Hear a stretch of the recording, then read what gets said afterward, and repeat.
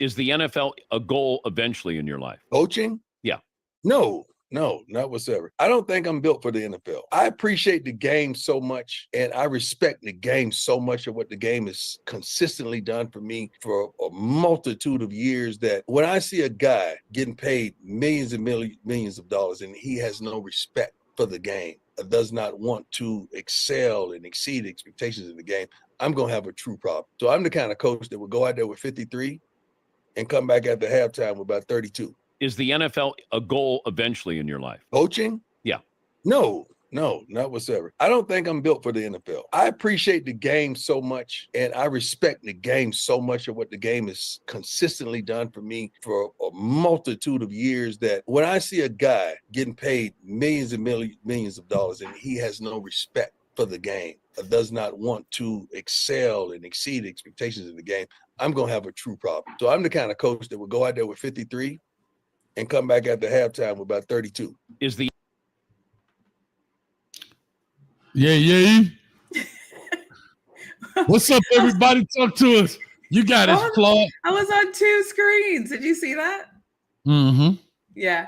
Welcome, everyone, to our. We still don't have a good name. I don't like hate. It's like flawed with Hazen Street or something like that. Like, we have to come up with something cute. What do you know what I mean? Anyways, welcome in, everybody. It is Monday. We are back.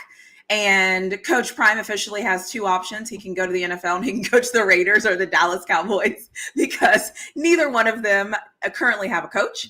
And yeah, so I am very curious to see how you all feel about this.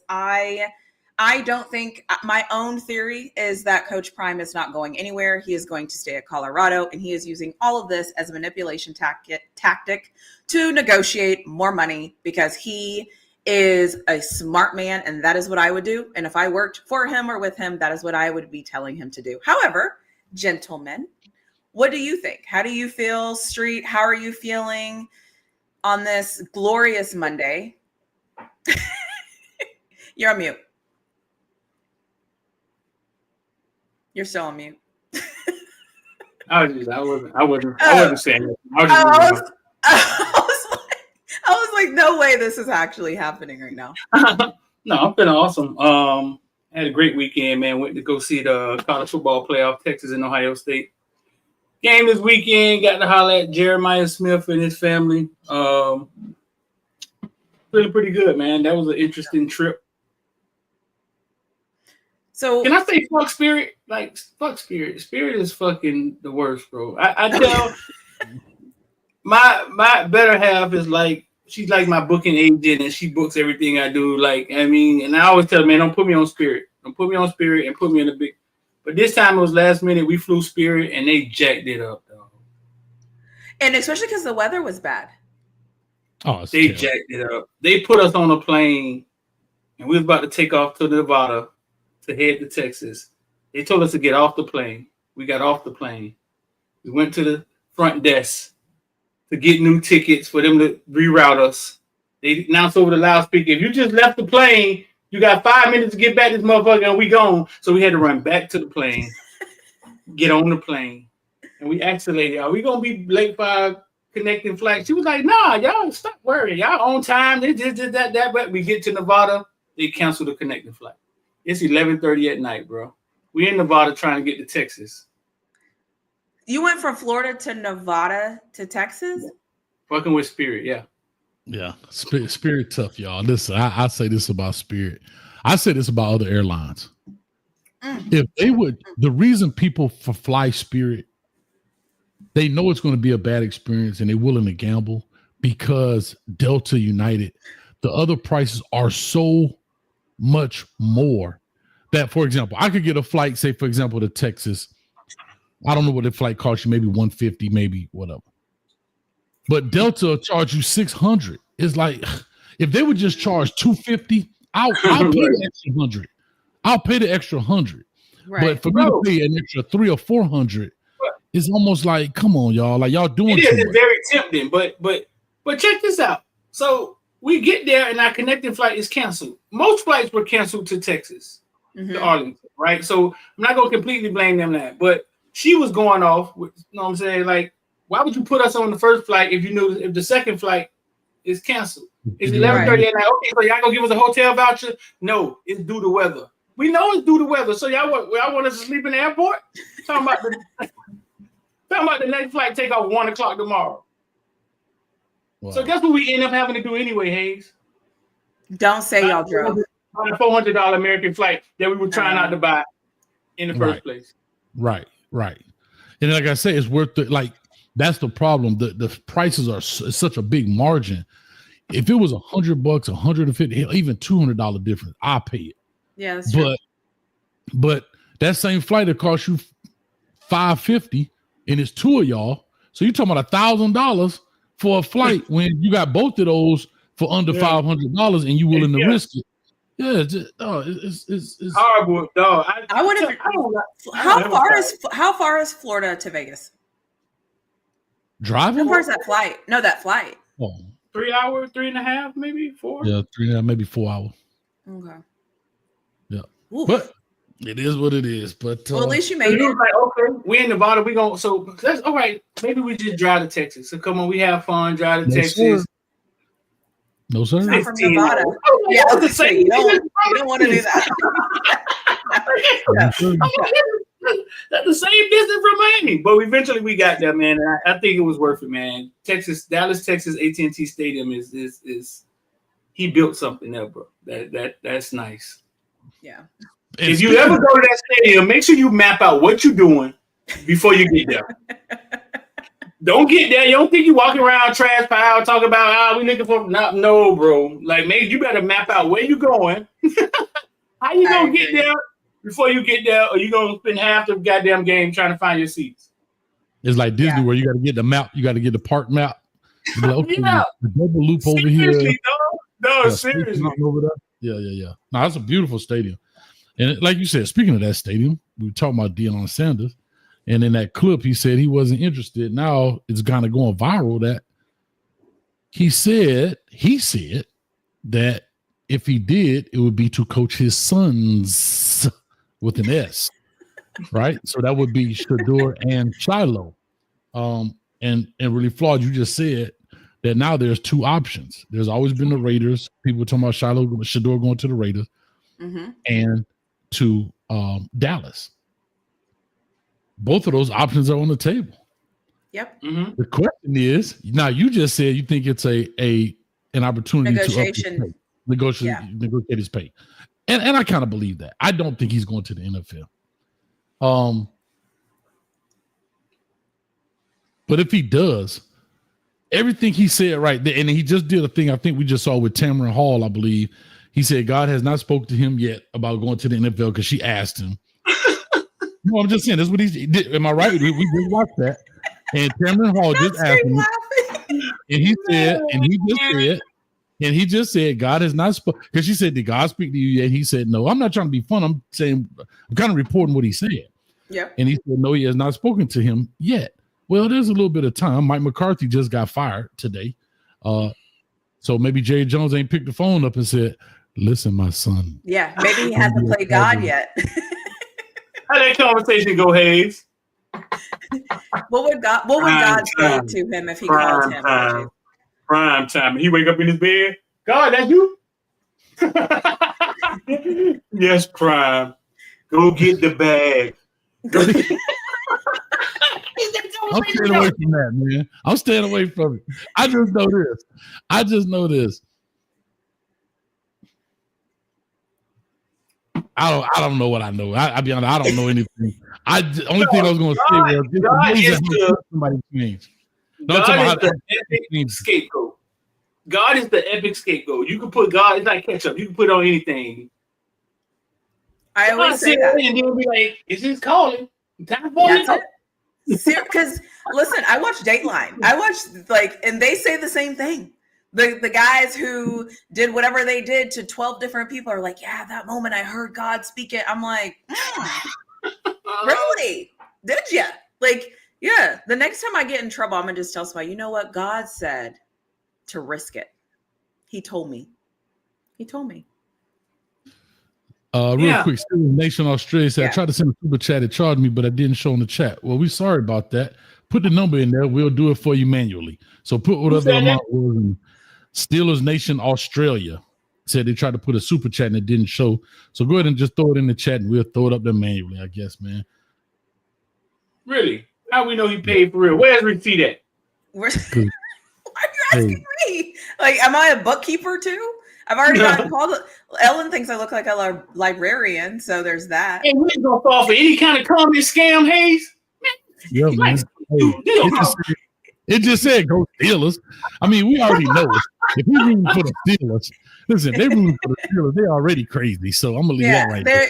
Steelers fans are the smart ones. They got it figured out. You know what I mean? I'm riding with my team. You know what I mean? Sure, wish the coach had it figured out, but we'll leave that right there. But it's, you know what? You want me to talk about your coach and your team? At least we were in the playoffs. My coach wear Rolex. My coach wear Rolex and Air Max and vape on the sideline and loses to Syracuse. Oh, you talking about NFL? I mean, you talking about college? I was talking about the Dolphins. But. You don't care about the Dolphins. You're a fan, but you don't really care about them. Can I tell you how much I care about the Dolphins? I can't wait to hear this. Miami has the Dolphins, the greatest football team. We move the ball from goal to goal like no one's ever seen. We're in the air. We're on the ground. We're always in control. And when you say Miami, you're talking Super Bowl because we're Miami Dolphins. Miami Dolphins. Miami Dolphins #1. I've never heard a grown man sing a song. Y'all ain't got a fight song. Y'all got a terrible towel. We don't want one. We don't want one. Terrible towel. Hey, at least those terrible towels benefit children. Children in need. How are y'all benefiting children in need? Them towels benefit by having Tyreek Hill have a lot of children? Listen, those towels benefit children the same way those championship shirts to the losers benefit children in Africa. Tyreek Hill, out of here. Yeah, anyway. All right. So talk to us about this. Let's get that in and let's get it rocking. Talk to us. All right. So, what do you think, Street, about Coach Prime going to the NFL? I think he talks a lot, right? Like he says a lot. He's not like he's not politically correct, and yeah, he'll say something today, how he feel today. It don't necessarily mean how you gonna feel tomorrow. I talked to Warren Sapp the other day, and Warren Sapp was like, "They're not going anywhere." I mean, he was like, "They're not going to the league," but he may feel like that today. He may not feel like that tomorrow. When he said that, maybe he didn't know his son was going to be a #1 draft pick headed to Vegas to play for the first round draft pick. Maybe he didn't know that. Maybe he didn't. Yeah. Maybe he thought Shiloh was going to pick up a camera with the other brother. Now Shiloh got a shot to play in the league. It's okay for his mind to change. It is. I agree. Yeah, we kind of hold him to this.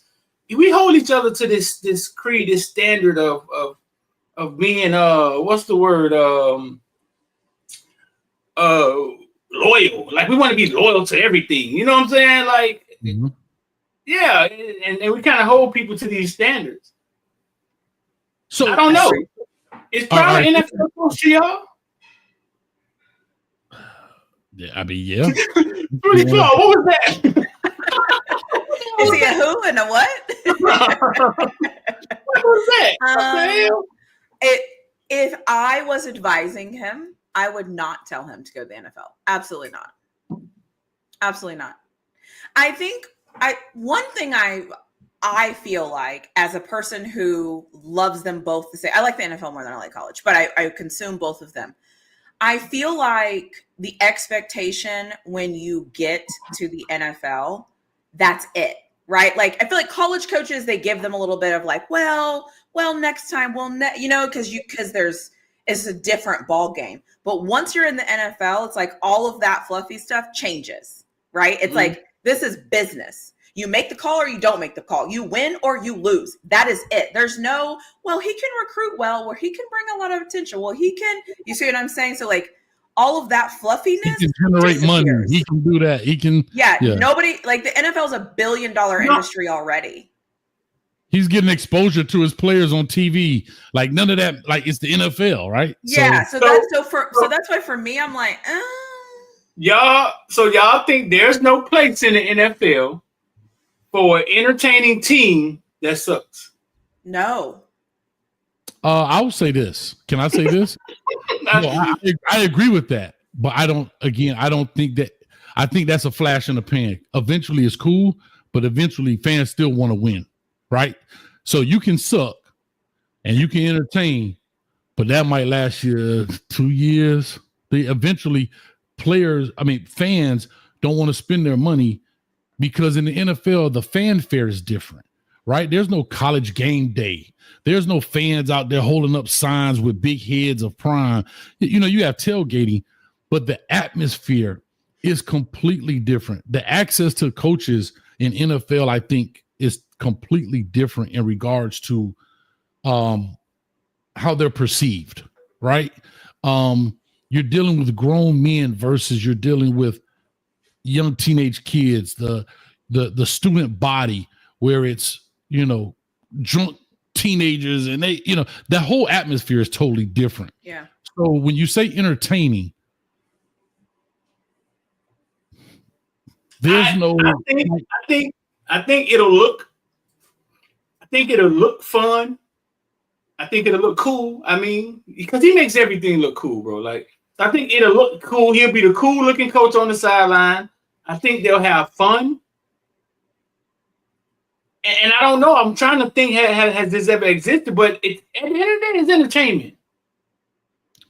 It is entertainment. So if you could get people in the seats, right? If you could get them there somehow. I think so. I feel like there's a couple of things here. One thing he would lose is control over the roster management.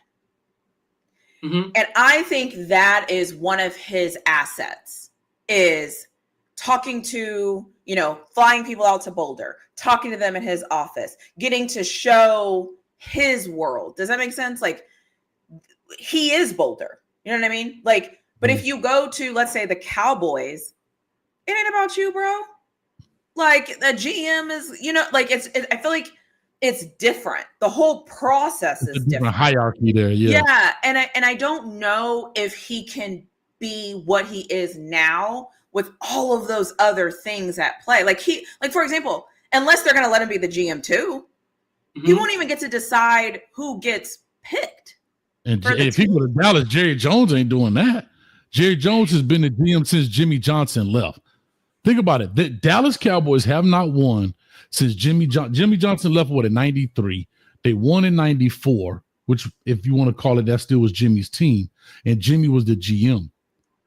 Since then, Jerry Jones has taken over, and the team has been bad since then. Because, back to what I used to always tell you, Street, he's not qualified, in my opinion, to pick players. Now, if I ask Jerry Jones about some oil or whatever he does to make his millions, that's a different avenue. But he's not, I don't think he's qualified to make those things. And that's one of the flaws, I think, in the NFL, that I applaud coaches, that they want to be the head coach and GM. If you look at a lot of coaches who are head coaches and GM, they're typically more successful because they get to hand pick who they want. But if I got a dude in a suit over here that's looking at the calculator, and he's saying, yeah, I know you like that player, but the numbers say, and then I'm held accountable, it's kind of counterintuitive to me. Like, you want me to win, but somebody else pick my players. It's kind of the same thing we say with these coordinators. Coaches hire coordinators, but they don't get a chance to bring in their coaches. But yet you hold me accountable for development. It's kind of backwards, in my opinion. I will say this too, is right now, what is it? The Raiders, the Cowboys, there might be another job out there. I don't know, because I didn't look, but they're already not good football teams, and the fans are already not in a good place. So it would be interesting to see if in order to fix that and to bring fans back to fill those seats, I don't know if Coach Prime brings that, if that makes sense.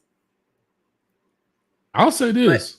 Give him a chance. Yeah, we got coaches. I've seen cats like Joe Judge get a job. So hell, if those kind of dudes can get jobs, whoever the Giants hire every year, just bro, we go get a dude they got to do special teams, dude, and they go get cats that don't do. So I mean, hey, listen, and on record, if he gets the job, I'll be cheering for him. Go get that job, Prime. Listen, if Michael Vick can get a job and he has zero coaching experience, damn. Go get that job, Prime. Damn. Shots fired. Man, let me ask you this quick question, Street, because I know how you're going to answer this. Mm-hmm. There's also a segment where Prime talks. I think it was the Tamron Hall interview where he's talking about basically kind of selecting where he wants his son to go. There are certain teams that he doesn't. I don't want to misquote him, but I'm going to say it because I don't remember the exact words. Basically, he's saying, I don't want my child to go to this particular school. I'm a dad. I'm here to protect X, Y, and Z. Right. What are your thoughts? And I think I already know how you're going to answer this, and I think we have the same sentiment. But what are you guys' thoughts, or ladies? How do I say that, you guys? You're not sensitive. You all. You people. If you're from Texas, you'd say y'all. Yeah. So when it comes to this, not allowing a team to draft your son, do you think that's a problem? And I'm just posing this question, but I already kind of know how you're gonna go. Is that something? Is that you can you do that? How you evade it? How you evade it? As Eli Manning, how you evade it? How do you do it? You tell them no. Ain't coming. I think what they did was you tell them no. So a couple of things can happen. What's happened in the past, they can still draft him, and they'll say like, "We're this." So what will happen is they'll talk to. I'm making this up, so everybody just go with me.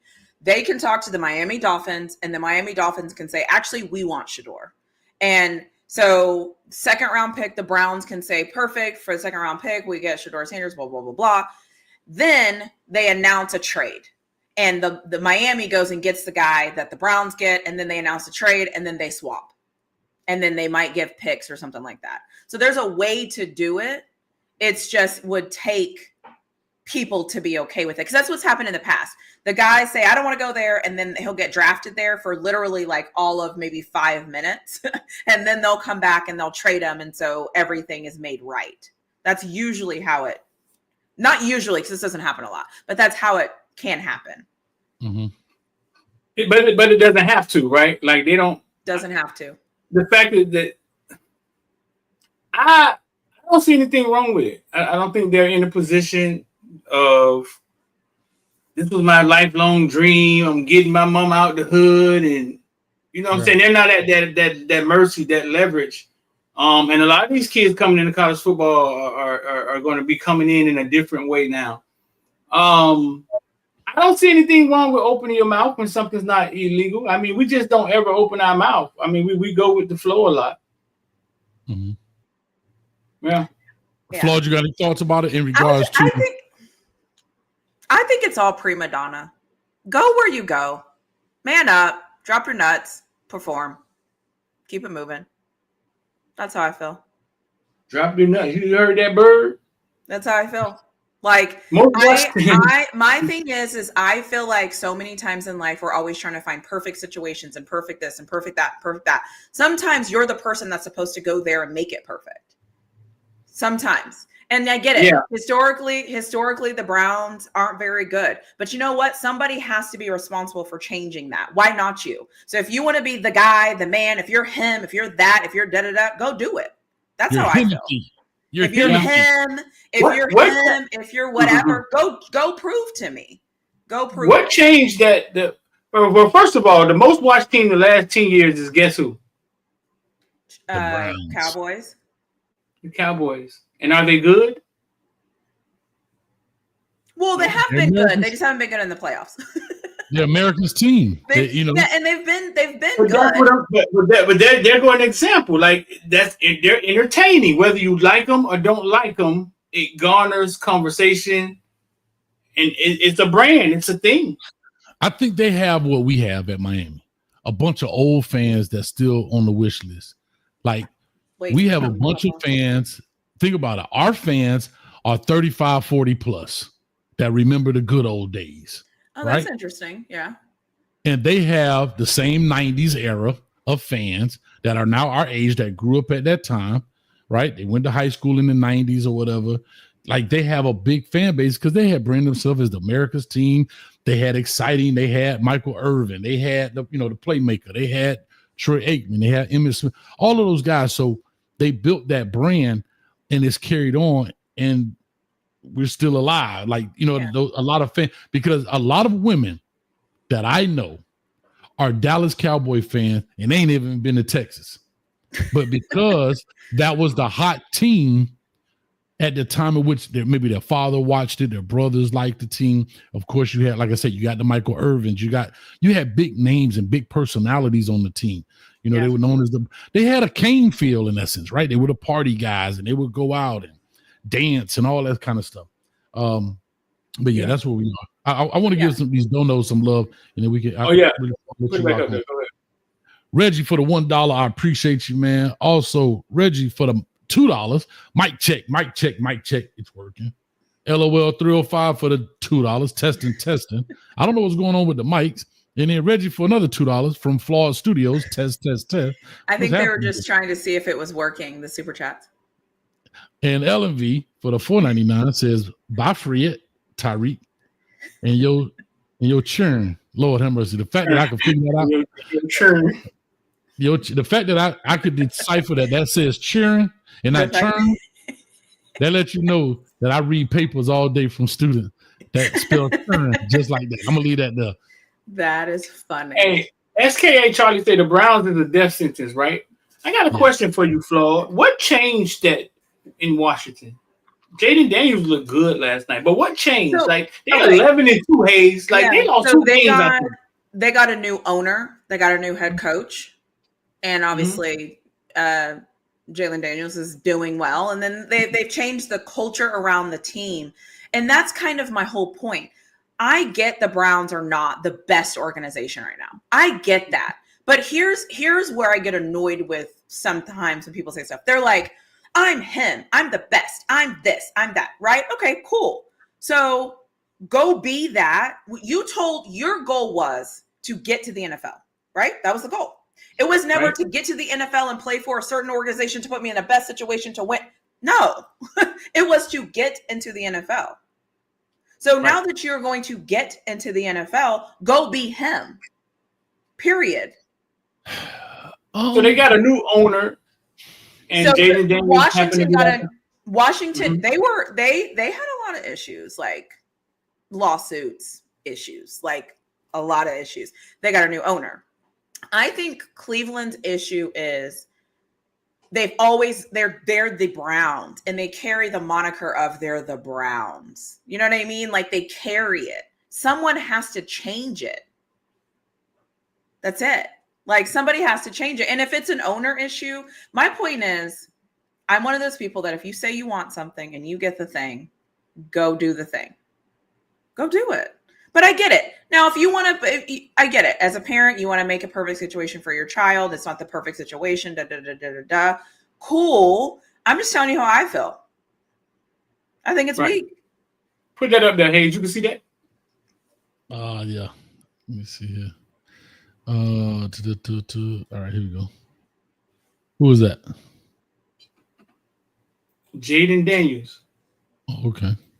And who is that? Master P? Is that Master P? That was so creepy. Make him say, That was so creepy. I spent a little time with him and his family his last year at LSU. We went to the fight out there in Vegas. Quiet. His mom runs everything. He say don't speak, he don't speak. Like quiet, the kid don't talk, man. We thought he was going to be good. I don't know if we knew he was going to be this good. Yeah, I'll say this, and we can push on to the other topic. If you have the leverage, and that's why I kind of knew where Street was going to answer, because we've had conversations on lives and off air about these. if you have the leverage, why not use it? Why not put yourself, especially from the quarterback perspective? It ain't like a D tackle, a corner. If you're a quarterback, put yourself in what you think, if you have the leverage in that situation. Because we've seen quarterbacks go from great to hell no instantly in the NFL, right? Now, is that because they don't have the receivers, they don't have the O-line, they don't have whatever those variables are? If you have the leverage and you can flex it, flex it. I don't have a problem. I don't have a problem with it because it's been done. Now, you got to be careful because if you think you got the leverage and you don't have it and you go up there and try and flex it, you don't put your head in the guillotine, it's over. So you have to understand that. And to your point, Street, and kind of what we were saying earlier, if you notice the people that do it financially, they're not strapped. Exactly. Eli Manning. It's a rich person privilege. It's a rich person privilege. And if Prime feels like, look, my son, we already seen what he did without an O-line in college. Yeah, multiple years. Yeah. So why not put him in an advantageous position where give me an O-line and I feel like I can make the receivers you have better, but I got to have the protection. I got to have a wall up here in front of me.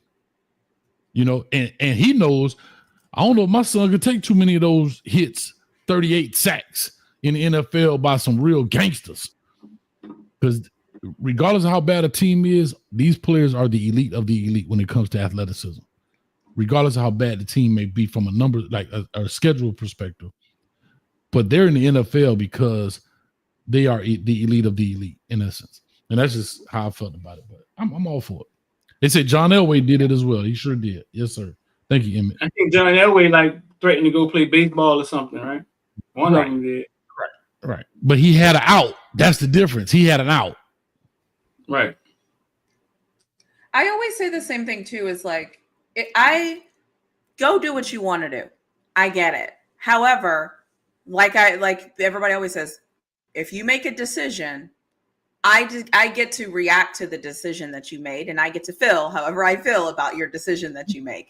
And if you're telling me that you don't want to go there because the organization is bad, but then you're also him, but then you're also this, and you're also that, I all of those things are at conflict for me. That's all I'm saying. You can't say you're the best and you're this and you're amazing, but then you don't want to go take on that challenge. So I'm just saying, you can be who you want to be, but like, okay, you know, that's like saying I'm great, but let me go get the surgery real quick. Okay, yeah, whatever. Anyways, so speaking of surgery, Carson Beck going to Miami. Speaking of surgery, how do you all feel about what? Oh, you didn't know where I was going yet. You didn't know where I was going. No, because I think I don't want to skip over this piece. We got to give Andrew Swayze, because we were just talking about Colorado. I did want to say this. We got to give Andrew Swayze some love, who is now the new head strength and conditioning coach for Colorado, coming from the crib. All right. You know, he's longtime strength and conditioning coach at Miami. Left there. I think he worked at the Saints for a little bit, worked at FIU, and last he was at Columbus High School. So he's just leaving Columbus High School, and he's already made an impact. I saw a clip right before we got on. He was getting somebody behind for sleeping in the meeting. So shout out to Andrew. Yeah, I just saw that clip before we jumped on. Give me the NFL players that Andrew Swayze trained. Bro, the list is unreal, bro. The list is unreal. You ask you just gotta ask yourself why didn't he have a job? Why was he at Columbus High School? The list is unreal, and it's long list. Alvin Kamara just came out and was talking about him at the Saints, saying, "Bro, Swayze told him, if you stay trained with me, you'll be $100 million dude." Yeah. I just saw this clip. All this was all over Twitter. So doing some quick research here. All right. So what we was about to get into? My bad. Now we go to Carson Beck. He's coming off of what did he get? The Tommy John surgery, I think, is what it is. UCL is what he. Well, I think they were reporting he got a Tommy John, but I don't think that's what it was. Whatever Brock Purdy had, yeah, they saying that's what he has. I think that's what it is. It's the UCL. Yeah, there's a picture of him with a huge brace on his arm. I mean, they say Miami paid $4 million, upwards $10 million to get him in packages. Lot of mercy. It's somewhere around there. But how much did they pay Cam Ward last year? 1.5, 2. So they think he's worth double what Cam Ward was worth. No, let me explain that to some people. When they say the NIL is the Wild Wild West, it truly is. What it is the market went up. The price, the price of players went up the next year, and now Tulane quarterback is worth more than Cam Ward. Think about it. Tulane quarterback got $8 million. Yeah, that's fair. You know what I'm saying? Yeah. It's the market, and it's the market, and I'm intrigued, but I think it's about the end. I would love to know what's the top. I would love to know at what point will they stop saying, you finna get Quinn Ewers $10 million for 1 year? Like, at what point will it stop?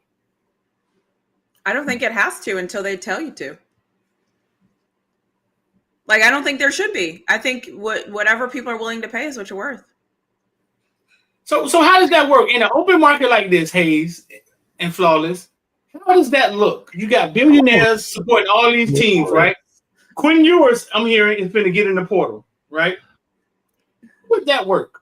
Like how does it work? Does it eventually get to a point where it's like, we're not giving Quinn Ewers $20 million for 1 year, and they just be like, we ain't doing that, and that's where it stops. You get priced out. Yeah, I think that's it. If you can afford me, if you can afford me, you get me. If you can't, I'm going somewhere else. And here's the thing, Quinn Ewers, in essence, his stock is probably higher than Carson Beck. He's this far in the playoff, right? Lost right before the national championship game, the game to go to the Natty, knowing how crazy is this. Like, I think I was talking to you, Flaw, like, how crazy is it that imagine if he would have won that game, and let's just say he would have won the Natty, and he's out.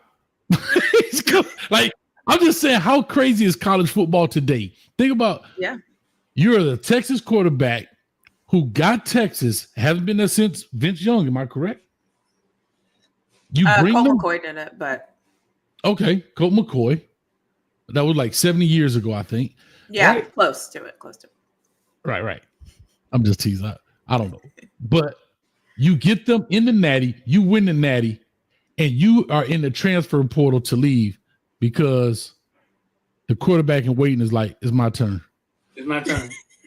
Bruh. Can we be honest, though? The quarterback in waiting can't just be any quarterback in waiting, to be fair. No. Regardless, I hear that. We're talking about a guy who did it versus a guy who has not done it. He has to prove that he could do it. That's what I'm saying. What you're saying has been my whole argument. I know it's crazy. Like that, I don't think but that's the thing. There's no rules. There's no anything. It's just. Let's look at it the other way. This is the same Quinn Ewers that went to Ohio State for a week, took a bag, and then went to Texas. Yeah. Hey, what I always tell you about investing. You buy low and you sell high. If he was to win the national championship, that is the highest price he could possibly get on the market. So guess what?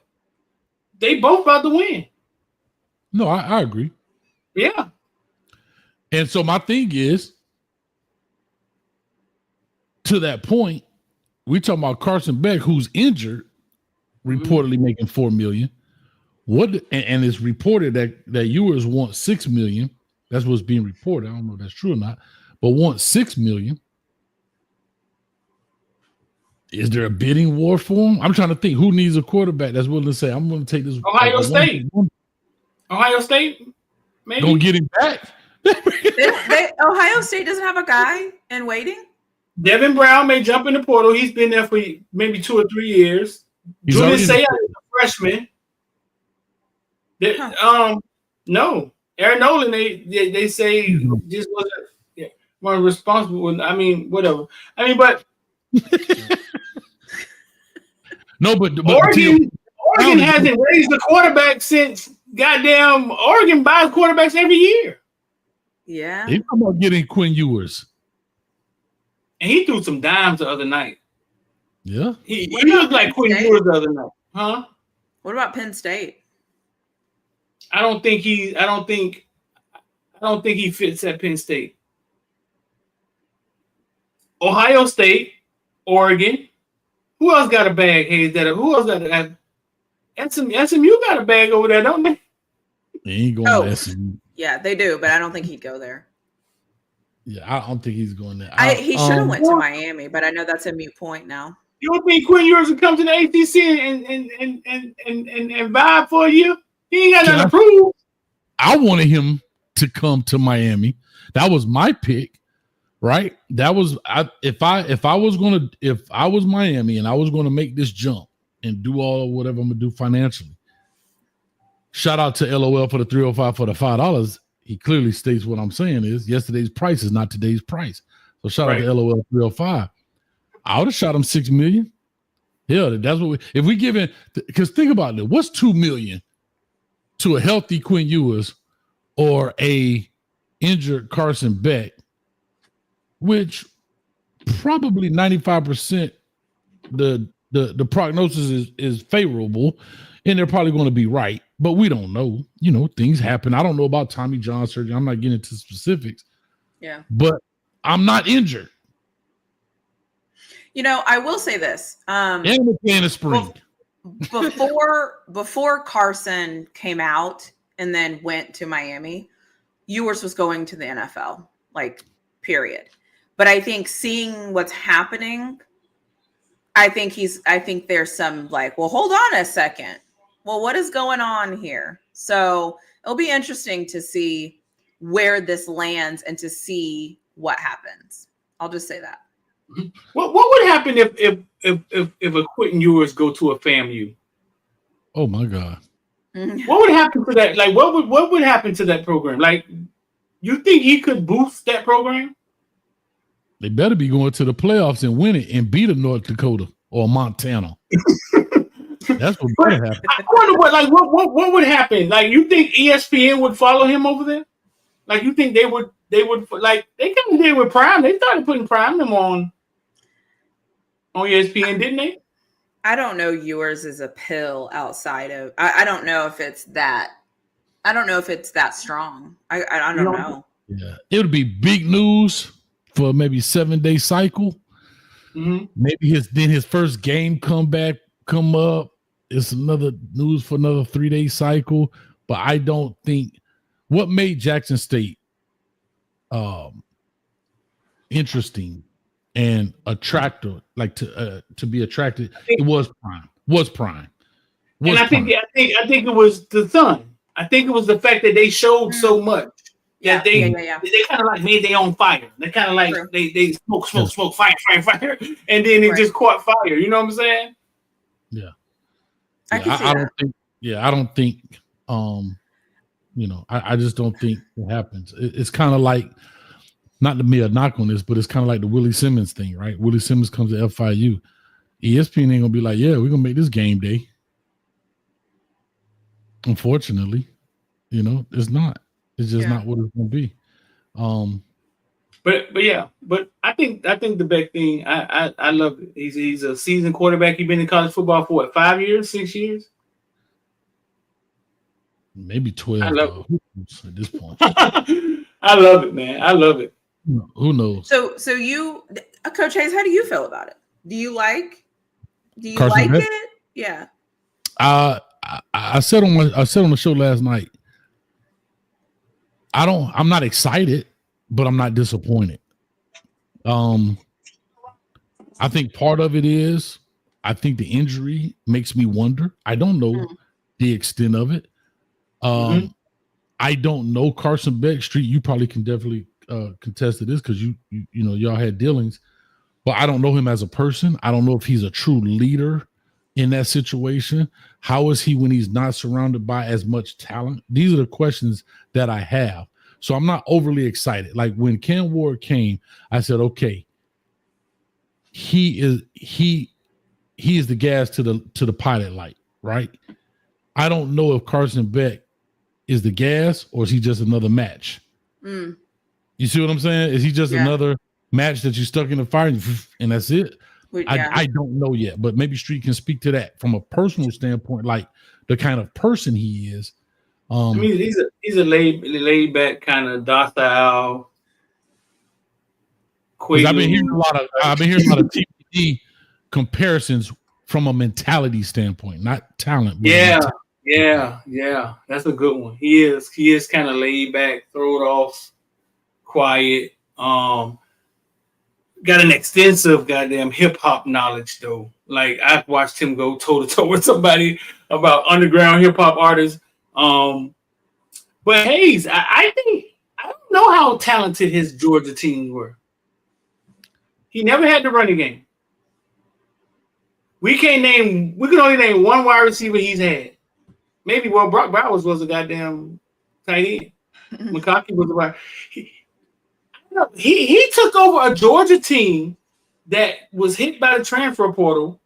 That it's not the James Cook Georgia teams. Mm-hmm. I think he may have as much or more talent on Miami's offense. I will put Miami offensive line versus anybody. They don't have two running backs. They don't have two running backs better than our two running backs. We outrushed them this year. And we don't know who their wide receivers are. Name one. No, I get it. But we don't know who ours are either. We don't know ours either. But listen. So, it sounds like he plays good under those conditions then.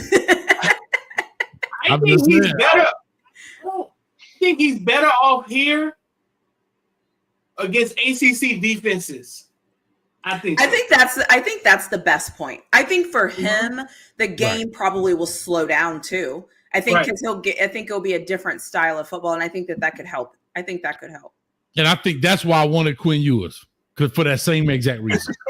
Why? No, for the same exact reason. The game ACC, looking at our schedule, saying it's a tad bit harder than last year's, right? Mm-hmm. We still don't have our nemesis in North Carolina, regardless how bad they were. We're talking about teams that typically are a thorn in our side.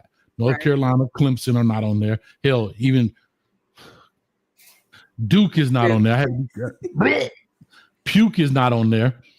So our schedule is still very favorable to the Canes. I think his mobility is I think Quinn's mobility is a little bit better. I think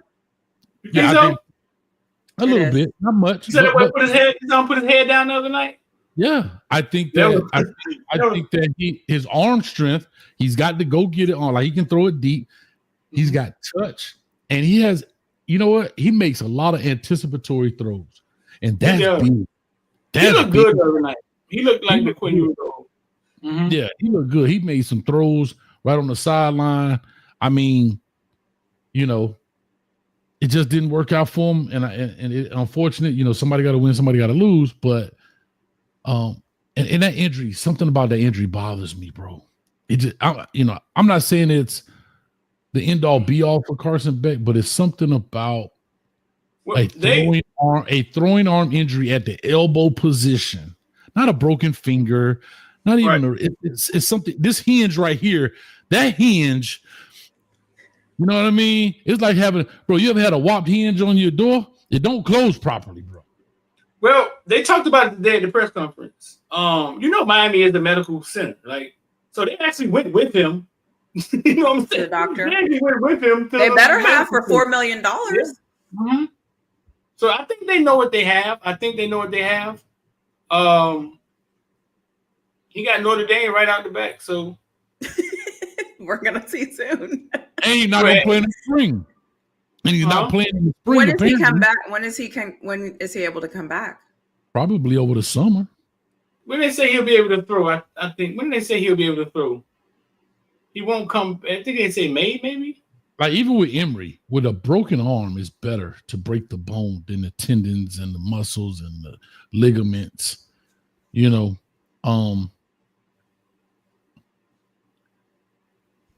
I get it. Everybody said, "Oh, somebody had the same injury and the same doctor did his procedure." I get it.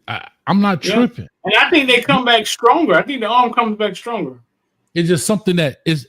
He may come back and he may be like what that was, the natural. The dude had to tighten up the thing. Yeah, no, very risky, though. In no other market. Remember we brought Drew Brees to Miami, and they didn't take him.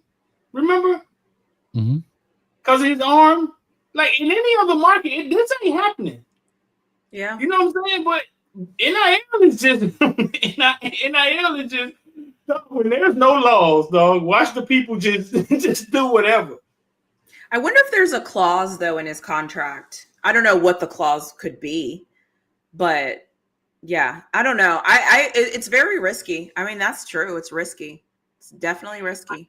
I don't think this is still NIL. There is no clauses. He's dealing with Gatorade, allegedly. Well, yeah, but Gatorade can say, but like if something happened, but they could say they could do. I mean, it's their contract though. They could write something in there. I mean, they get rid of him if he creative. Yeah, they could write something in there if he did something inappropriate. They can cut him. So I'm sure that they could put something in there. You know, but go ahead. I'll do the super chat. Go for it. Go for it. No, you do. Reggie with $2. He can't come back. Hannah say he can't. Who is Hannah really for? Who is Hannah really for?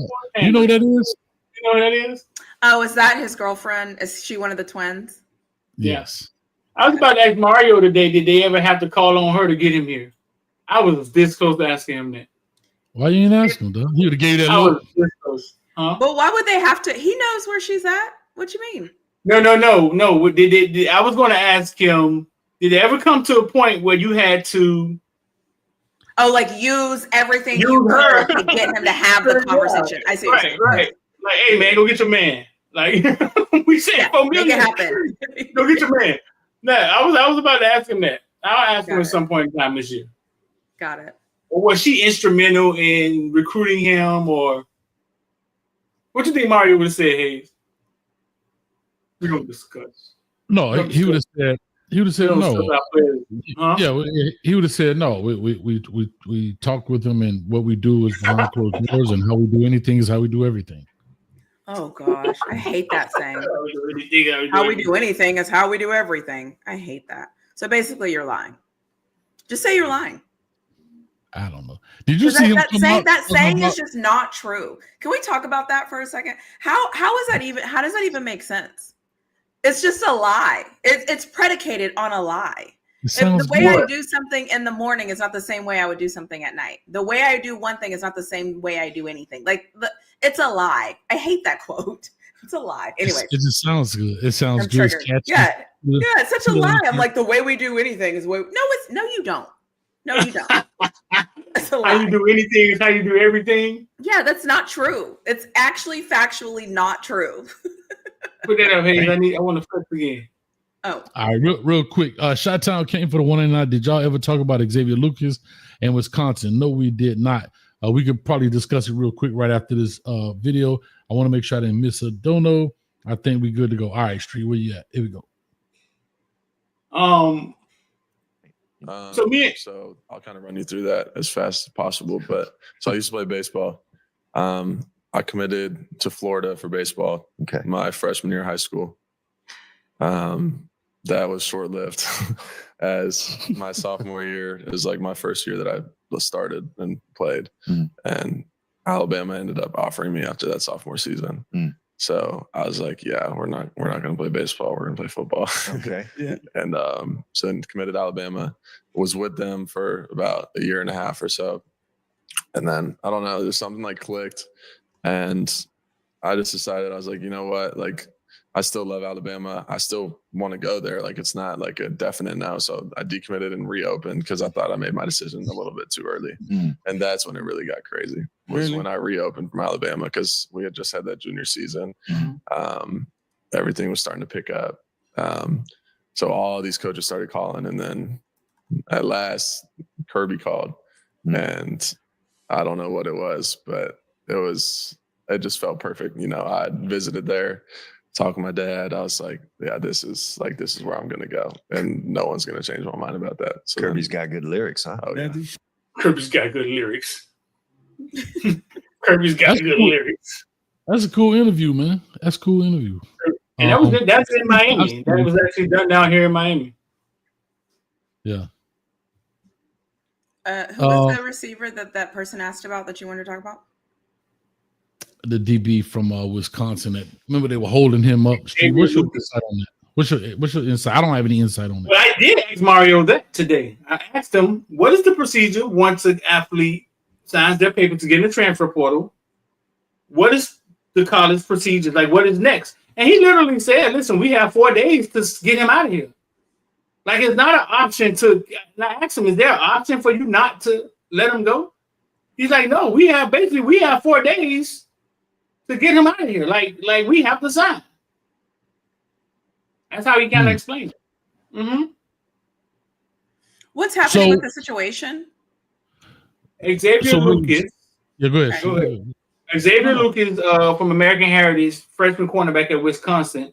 Okay. Wisconsin was losing players in the portal, so he jumped in the portal. And the crystal balls and all of this started going off. Ding, ding, ding, ding. He's going to Miami, and Wisconsin didn't like that. So they didn't sign the paper to let him out. Okay. So he eventually ended up getting a lawyer. I think he should be released here soon. But he had got a lawyer. Transfer portal ended, and Wisconsin just sat there like, we ain't letting them go. Miami's tampering is what they were trying to say. Miami over there cheating. We gonna figure it out. And you little black boy, you sit right here and don't move. But you know what's ironic? Really? They just got a cornerback from Miami. Right. So, Thank you. So they just got a cornerback from with Deion Hill, right? Am I right? Is that Deion Hill? So they just got Wisconsin just got a corner, Deion Hill from Miami. Well, no tampering though. We didn't talk to him. But yeah, I don't know. It's either the and so you know that is what it is. In that this sense, seems man. messy. Yeah. It is. It does seem messy. Yeah. They got real balls to do that, bro. Like that's the type of stuff colleges need to stay away from. But I'll say this: they gotta go ahead. I was just saying they gotta have some kind of receipt to stand on because that's a lawsuit out your yin yang. Right? Like, how is that even legal? So they're gonna have. Trust me, their legal team is involved. Like whoever the athletic legal department says, okay, you can do this. If you want to stay on business, this is why you can because you have X, Y, and Z. Whether they have text message from the kid, like something like that, some kind of correspondence, something. Because I'm just saying you open yourself up to so much litigation if you hinder that process. What are they trying to send a message? What do you think they're trying to do, Flaw? Like Hayes? Like what they're trying to send a message to other colleges? Like what do you think they're trying to do? I don't know. Do it right or don't do it at all. I don't know. I don't. Yeah, I don't know. I don't know how that helps them though. Like I don't get the play. I don't get it. I don't know. Well, because everybody accuses Miami of tampering. Let's start there. Everybody's tampering, but okay, cool. Okay. Right. Everybody's tampering. Everybody has agents, and I don't even think it makes sense anymore. You know what I'm saying? But everybody accused Miami of tampering. You know what I'm saying? It just looks like a juvenile move to me. Yeah. I feel like though I don't know. I guess my thing is in this wild, wild west of crazy, you seem like you want to be easy to deal with as opposed to harder to deal with, right? Because you want talent. Now, naturally, nobody wants to lose talent. Well, sometimes you want to lose certain people, but you would want to be easier to work with and not hindering a process. So it's interesting to me that it seems like they're going the opposite direction and now it's a whole thing. Right. I'll put this scenario out here. Don't know if it's true or not, just talking. There's some, I'll just call it immature adults when it comes to these kids. Maybe there was maybe there was an interaction. Maybe he cussed the coach out like da. And I'm gonna show you better than I could tell you. I'm gonna make your process hard. I'm not gonna let you go easy because I can, not because I want to, because I can, right? Not because I really want you to be here. It's because I'm gonna do something to hinder you moving on. Da. That could be a potential deal. I don't know if that's a fact. Everybody be like, Coach, he said he. No, we're just simply saying. I'm just saying that these are all the different scenarios that could potentially happen because he may have cussed the head coach out. Like, what is it? Is it Luke? Not Luke. What's the Fickle? Fickle, right? Luke Fickle. I keep want to say Luke Nickel because of our quarterback, Miami, but Luke Fickle, right? The guy from Cincinnati is the head coach over there, right? Crickets? Yeah. It's Fickle. Fickle, yeah, he's the one who took the shots at Miami last year. Remember with TBD? Right. Mm-hmm. So, and there's people that be having beef, and I get it, and I understand. All right. Yeah, I don't know. I feel like, though, this is what happens when there's no rules. People just start to make their own and act however they act and fit, and then we'll see. I mean, I don't know what to say about that. You say it's Wisconsin, not Fickle. Here's what I'll say, Roger Dodger. Most people don't move on football team, basketball team, baseball, whatever, without the head coach knowing. The person that's in the NIL office is not saying, "Oh, I'm going to hold up his paperwork." It's not happening. Well, make sure you tell coach, man, fuck coach. Tell the coach. Listen, we run this. Listen, the person that's working in that office for $12.50 an hour ain't talking about, let me hold this dude paperwork up. Somebody stole her. I need you to hold the same way they get those players in and they call, hey, Sally, listen, I need to make sure my man is straight. Right. It's the same person that said, hey, Sally, I need you to find a flaw. I need his paperwork to be really flawed before he get up on it. If I come, we're winning a natty. Oh, sorry. We're talking about something else. My bad. That one left. My bad. Yeah. I'm going to leave that right there.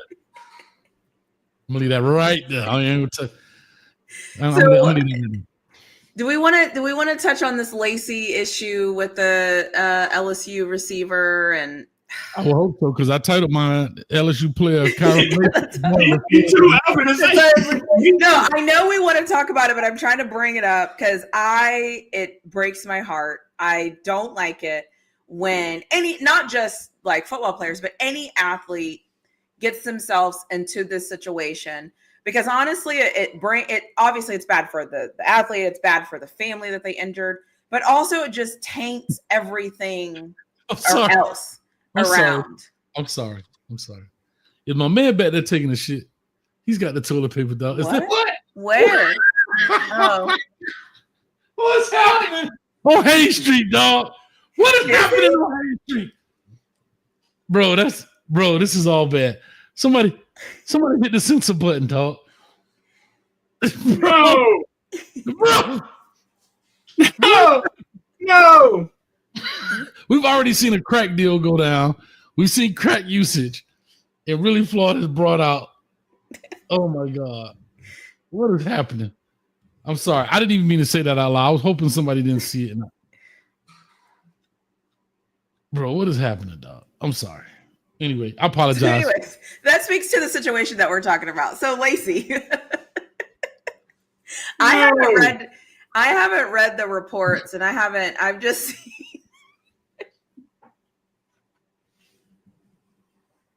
She said, no. Riveting TV, bro.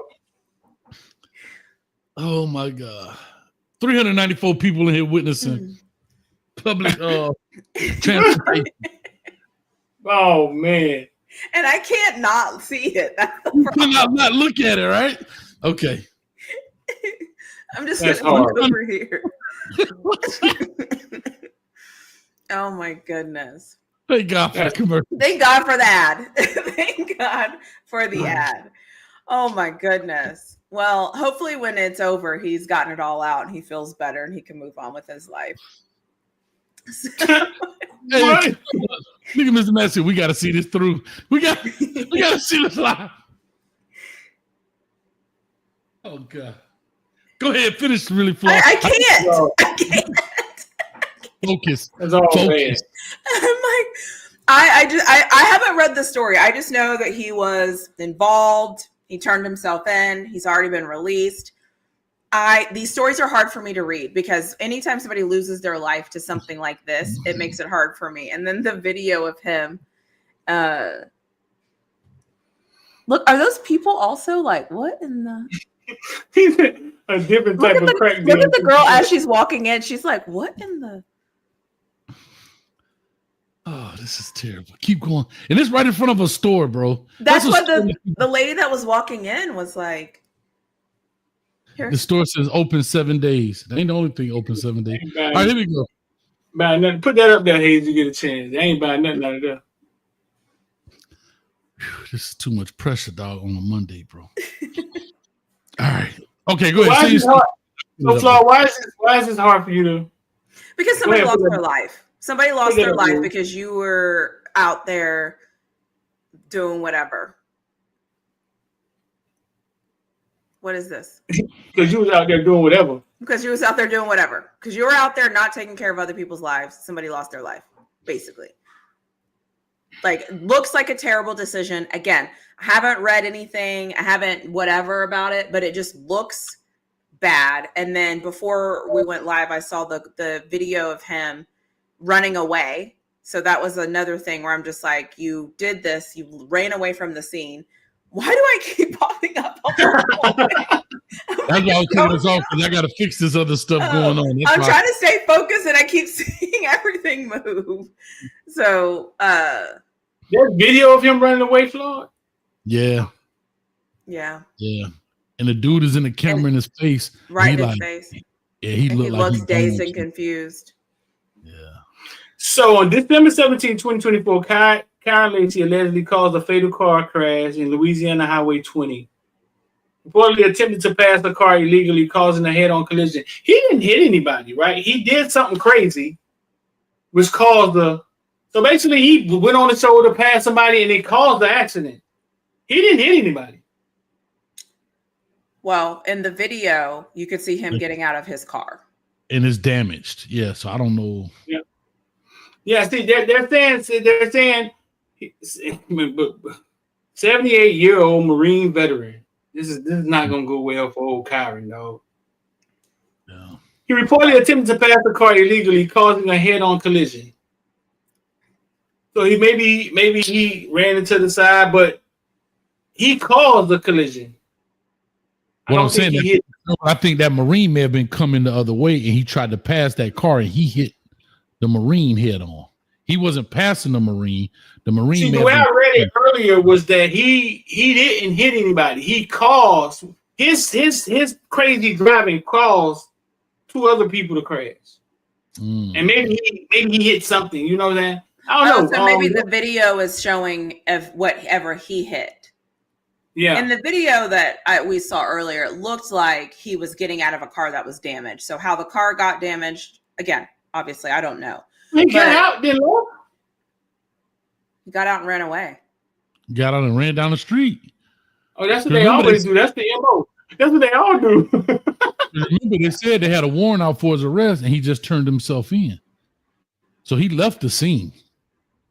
Yeah. He left the scene. He didn't drive away from the scene. He left the scene. The thing, they say he drove off. Some people say he ran. I don't know, bro. What I do know is a bad situation. Didn't we watch the video that he was running? That he was running off? Yeah. Oh. Shout out to Bishop in the building. The gumbo fire tonight, baby. 3:33 in the building. Mr. Telephone Man, there's something wrong with my line. There's something wrong with my phone line. That on the show line, I got to get it fixed, man. Bishop, thank you for the 3:33 in the building. Thank you, man.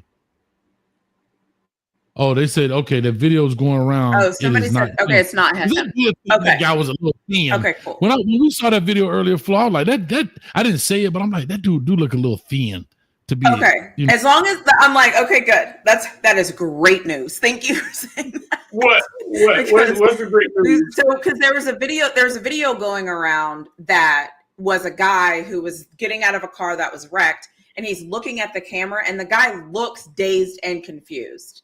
Like he looks like he'd been drinking and he was just out of it, and he got out of the car and he was running away.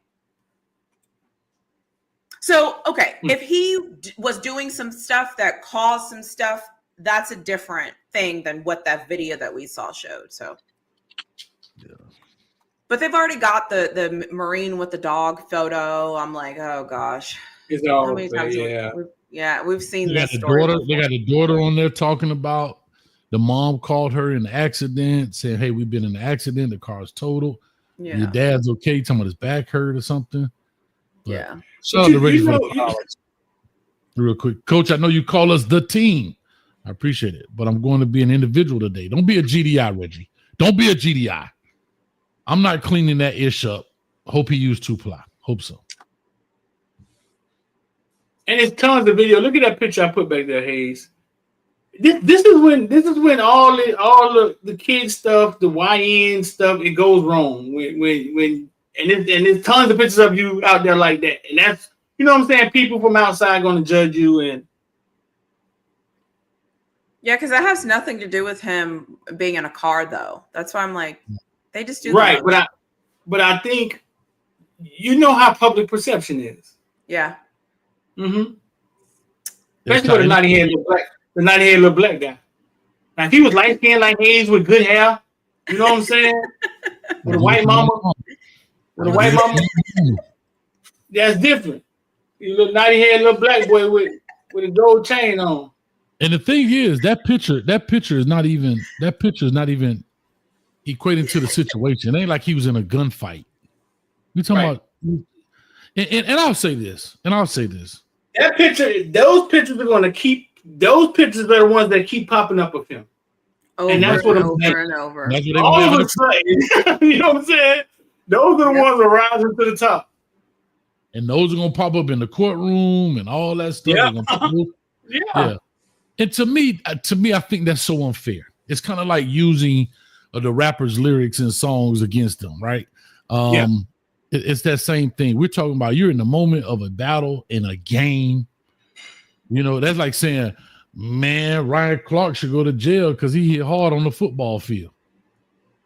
And, you know, like, you can't equate the two. To me, that's just that. But y'all, I just clicked on a story and it said that after he did the incident, 2 days later, he declared for the draft. Yeah. Bro. He had a deadline, bro. He had to make that. No, but they all do that. They all do that. Channing Crowder tells a story tonight where he wrecked his car out and just got up and left. That's what they all do. Remember the kid from Kansas City? That's what he did. He wrecked out and they got up, him and his homeboy, and they got out the car. Fight or flight. Yeah. Fight or flight. It's a mutual response. I will be honest and say there's aspects of Twitter, and I'll take this with a grain of salt because I'm just where they're saying once the full story comes out. So I don't know. That's just to create doubt. But here's what I'll say. But that is a natural response, right? When you even if you got into a fight on the playground, you ain't just walk away. Y'all ran away. Like when you get into a high stress situation, that's why fight or flight is a real thing. But yeah, you know, it's unfortunate. But I will say this: if you're an adult and you decide to drink, and we've all done this, should not, but I'm not admitting guilt because I don't do that stuff. But we've all gotten behind the wheel when we shouldn't have, right? And it's just unfortunate that these things happen. You know, especially to these players. They're young, they're dumb. Yeah, we people old and still dumb. You know what I mean? Doing the same thing. But this is such an unfortunate deal. You know, that's to say, I walked away because other dudes limped away. And it's just unfortunate, bro. But yeah, there's we all grew up young and wild, right? And it's a thin line. It's a thin line because we were talking the other day when we were in high school in '95. We was on the expressway bumping each other's car. Yes, it was my mama's car. Like it wasn't even my car. What you know about that street? Just doing stupid stuff. Like you don't know anything about driving. You just started driving a year ago, and you on 95 trying to bump your homeboy in the back, and he got a '75 Chevy Caprice. Right. Yeah. And that was so much fun. Yeah. Right. It's a thin line. It's a thin line between that happening and then you losing control of the car and killing somebody. Yeah. If when you're doing something stupid, you know what I'm saying? Stupid shit can happen. I mean, yeah. Some of us get lucky and some of us don't. Yeah. I think it's terrible. Yeah. Yeah. You know, it's funny because everybody, especially if you're from Miami, y'all remember Rick Sanchez, right? This is Rick Sanchez from the Newsplex, Channel 7. Well, remember, yeah. Remember that? They said the dude, you know, he'd be like, I'm right now in Castro's Cuba. Man, they said that dude used to be in his backyard in the bushes. Don't do that, though. You serious? No, I'm dead serious. They said, because, you know, he tried to, you know, Miami, Channel 7 was the first to have the newsplex where they weren't behind the desk, where they used to walk around and stand up. You saw full body shots. Yeah. So, you know, he tried to make it real crazy, but Interesting. Rick Sanchez, but a lot of people don't know Rick Sanchez ran over a dude after a Dolphin game. He was drunk. A lot of people don't remember that. And left him. Hit the dude and dipped and still got a job at CNN or somewhere. So, you know, it's yeah. I just think it's terrible because somebody lost their life. And I think, like, I also just think too that, like, I mean, I'm grown now, so I get it. My parents used to say this, but it's like, pay attention. Like, you have to know your situation. You have to know what you're trying to do. You have to know what you're trying to accomplish. At some point, like, do better. And I'm just going to say this. If everybody that is not in his situation isn't paying attention to what's going on, like because unfortunately something else is going to come out. Somebody else is going to think that it's not going to happen to them. It's that, like, at what point are they wake up? What are we doing? Like, people are dying because you're an idiot. Like, do better. Like, that's all I'm saying. Like, just do better. Like, stop. This is senseless. This is so senseless. And it happens every day. It's just because of who he is, it becomes newsworthy. Yeah. You know, it's just unfortunate. And you know, I don't know what's going to happen to him. Like you said, they got, you know, the former Marine and all that stuff. So, you know, when situations like this happen, am I weird for this? Do you all ever think about the stress that he was walking around with for the last couple of weeks, knowing he did what he did in the world? You know, you ever think about that? Like, am I weird for this? I think about stuff like that. Like, damn, this had to be a tough couple of weeks for him. You know what I'm saying? Well, my thing is, though, is what did he know and when did he know it? like it's one thing to know that you got in a car wreck, or, you know what I mean? And it's one thing to know that you were in a situation. At what point did you figure out that situation killed somebody? The news. Right. But again, how does he consume news? Right. Because I don't know about you, but I don't watch, like, the local news at night. So at what point did it get? He probably was, because he knew he did something. Yeah, maybe. So he probably, like, because that's just like us, right? I don't watch local news, but a street come, he be like, "Hey, boy, you know Bobby from Carol City? That boy just shot up." Perfect example. Do you remember the coach from New Orleans unfortunately got killed? Yeah. Right. I don't watch the local news, but what did I do? I went on WSVN.com and went for the thing just to hear the story, because that's not going to make national news, but it definitely make local news. And so the same thing with him. He probably had the news like this. That boy done drunk about 10 cups of coffee trying to sober up. Like, Lord, did anybody see anything? So you're thinking that. So y'all assuming that he went home not knowing what happened, like, because he left. We don't know what.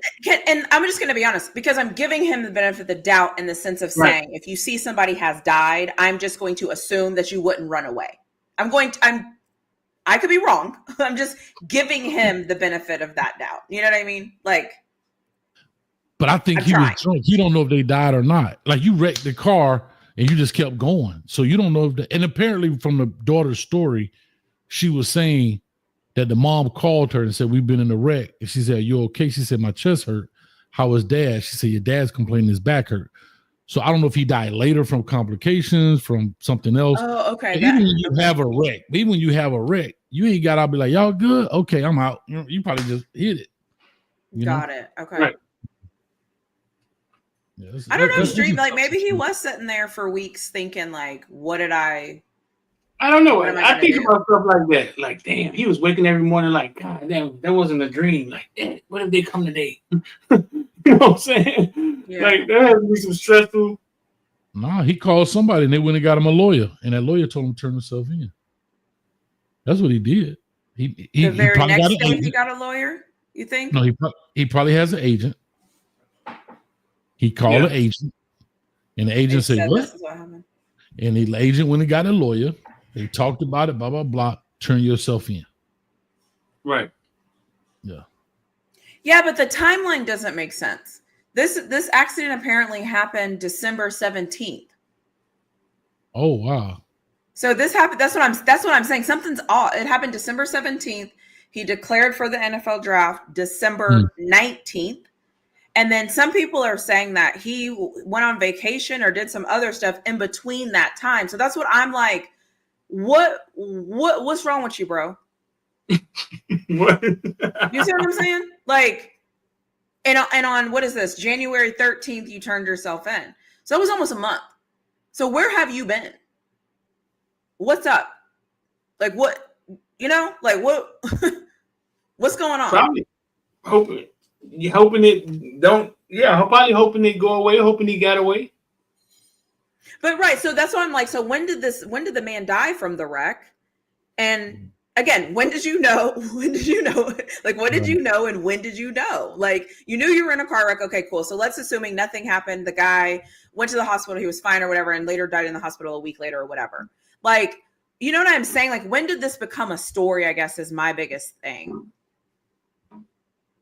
Like, I don't know.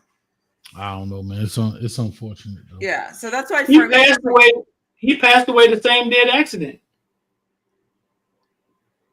So it took him a month. Passed away at the hospital following the car accident.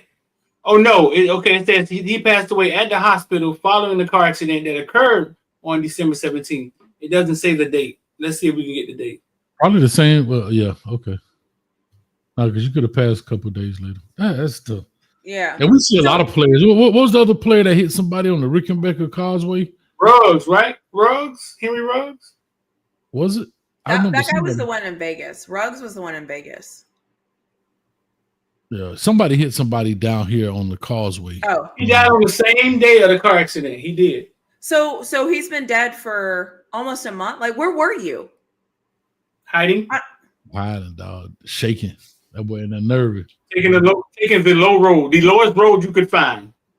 Literally. His road you passed by the devil. What's up, dog? Man, I ain't coming right now. Like, shame He on took the him. lowest road you could find. That's what pisses me off. It's like, come on. Yeah. So, anyways, and I get it. We all make mistakes. We all do dumb stuff. We all I got it. I'll do something dumb probably in the next hour. There you I go, got Chris. Stallworth. Dante Stallworth. Thanks, Chris Bradford. Yeah, Dante Stallworth was the one on the Causeway. It was like a jogger or somebody was out there jogging. And he didn't get convicted of anything. I had him in my cell at Dade County TGK. He didn't get convicted of anything. No, he didn't. So they say the guy was drunk on the bike. Dante Stallworth, Oh. former Patriot wide receiver. Tennessee, I think, didn't he? I think he played for Patriots. Tennessee. And he hit somebody that was just out, like walking on Hit the. somebody on South Beach, and what came out was that the guy on the bike was driving the bike drunk.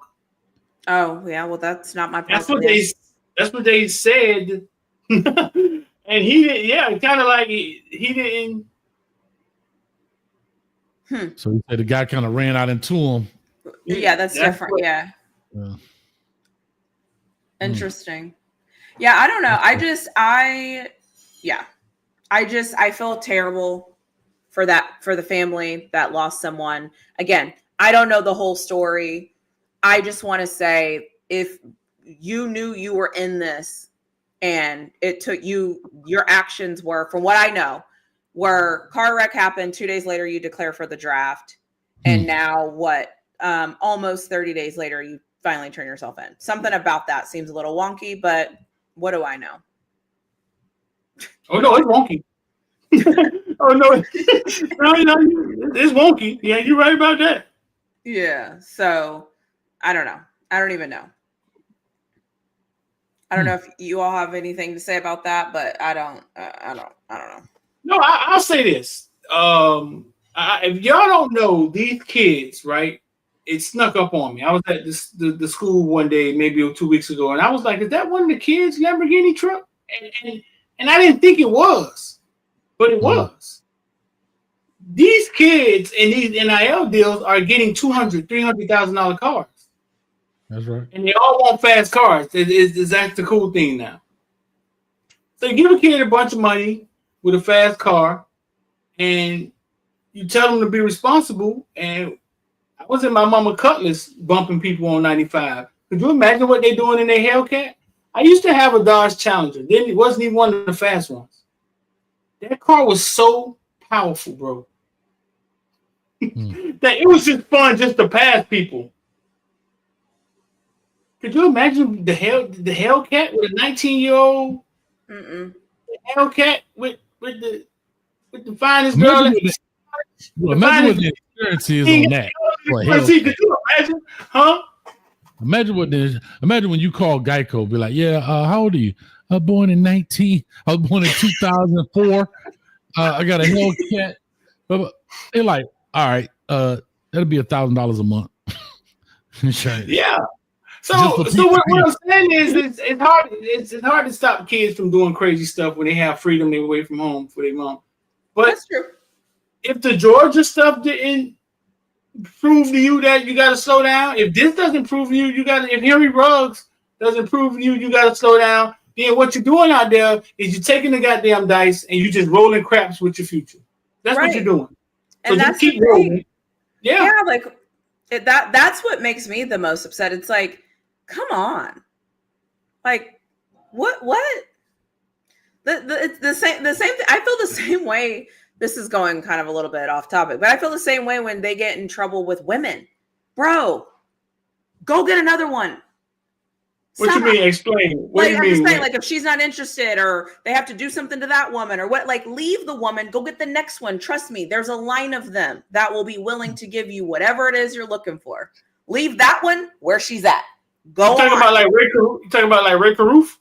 That, yeah, when they, like anything where it's like, my thing is this: they have the world at their fingertips, literally, and I mean that, like, they can get anything they want. They can all this stuff. You don't have to be stuck on one person and making the one person. You know what I mean? Like, go, just leave her and go somewhere else. Like, what are we doing? What are we doing, guys? Like, there's options. Go explore those options. It's like they just get so fixated on, like, I have to have this woman, or I have to do this. I have to control this woman. And it's like, no, go. Like, the world is so big. The world is just so big. But it's so many of those stories, though. Like, we all young and dumb, right? Like Street said, there were stories before us of people out there bumping cars, and guess what we did? You either lucky or you blessed. Like, that's what it is, right? You lucky and blessed that you ain't pit maneuver a car and didn't even know what that means. Like, you could have right. You didn't even know that was a real maneuver. We just bumped his car. You know what I mean? So we all do. Yeah, true. We all do dumb stuff. I agree. We all do it. You got 5 minutes. You got 5 minutes. You got 5 minutes. We just have to be careful when it comes to putting other people in harm's way. You got 5 minutes, really, Flaw. You got 5 minutes. Lower left hand corner. I saw what you said. I see. What you say? It's in the private chat. Yeah, I put it in the chat. You got 5 minutes. Bottom right hand corner. So anyway, is there anything else that we need to 3, discuss, 2, talk about 1. while you all have me here on this glorious Monday? I'll ever speak the laugh. He just read Yeah, it. you're right. That's about it. That's about it. Yeah.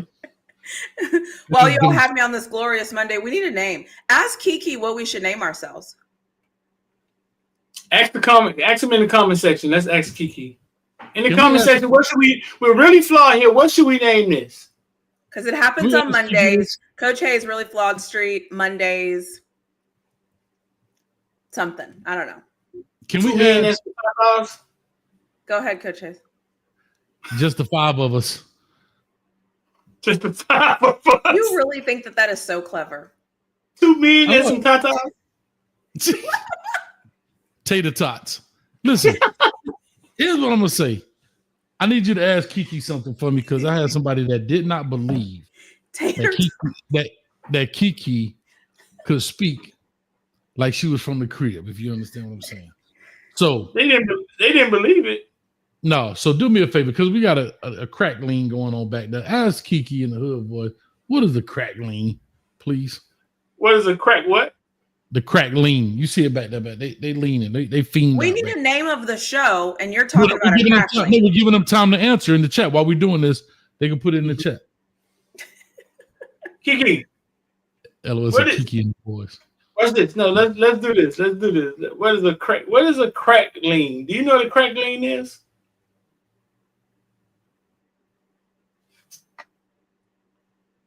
Okay, so a crack lean, if you're talking food, is that crispy golden skin or pork rind from fried? No, we're not talking about food. We're talking about when people in the hood are on drugs.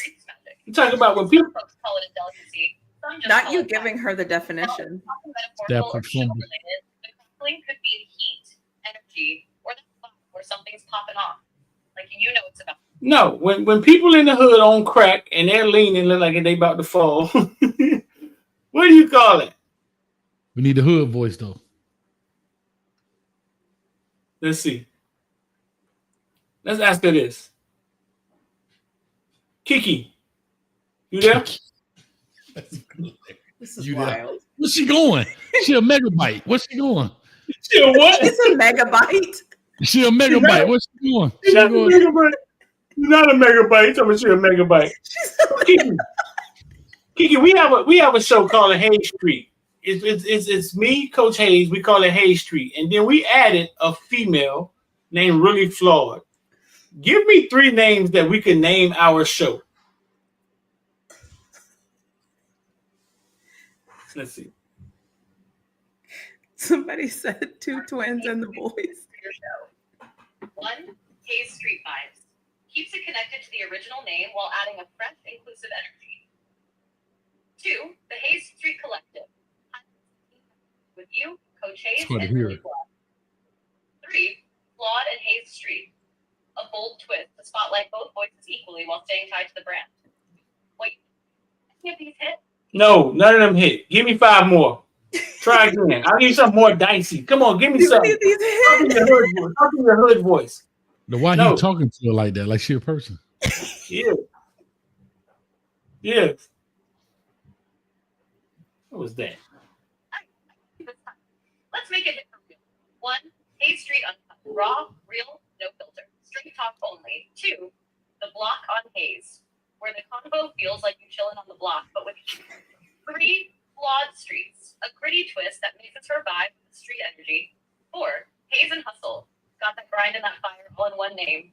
5, the grit on Hayes, keeps it dicey and tough, just like the streets. What's the vibe now? One of these got hit.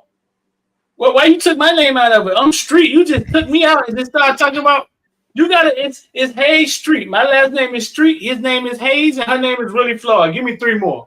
Come on now, go. I'm light skinned. That's why. Let's keep Hayes Street strong and rep everybody. 1, can't hear Hayes, Street. We can't hear. Keep his name in the spotlight while making it sound bold and unfiltered. 2, Hayes Street Chronicles. Like y'all telling the stories that matter.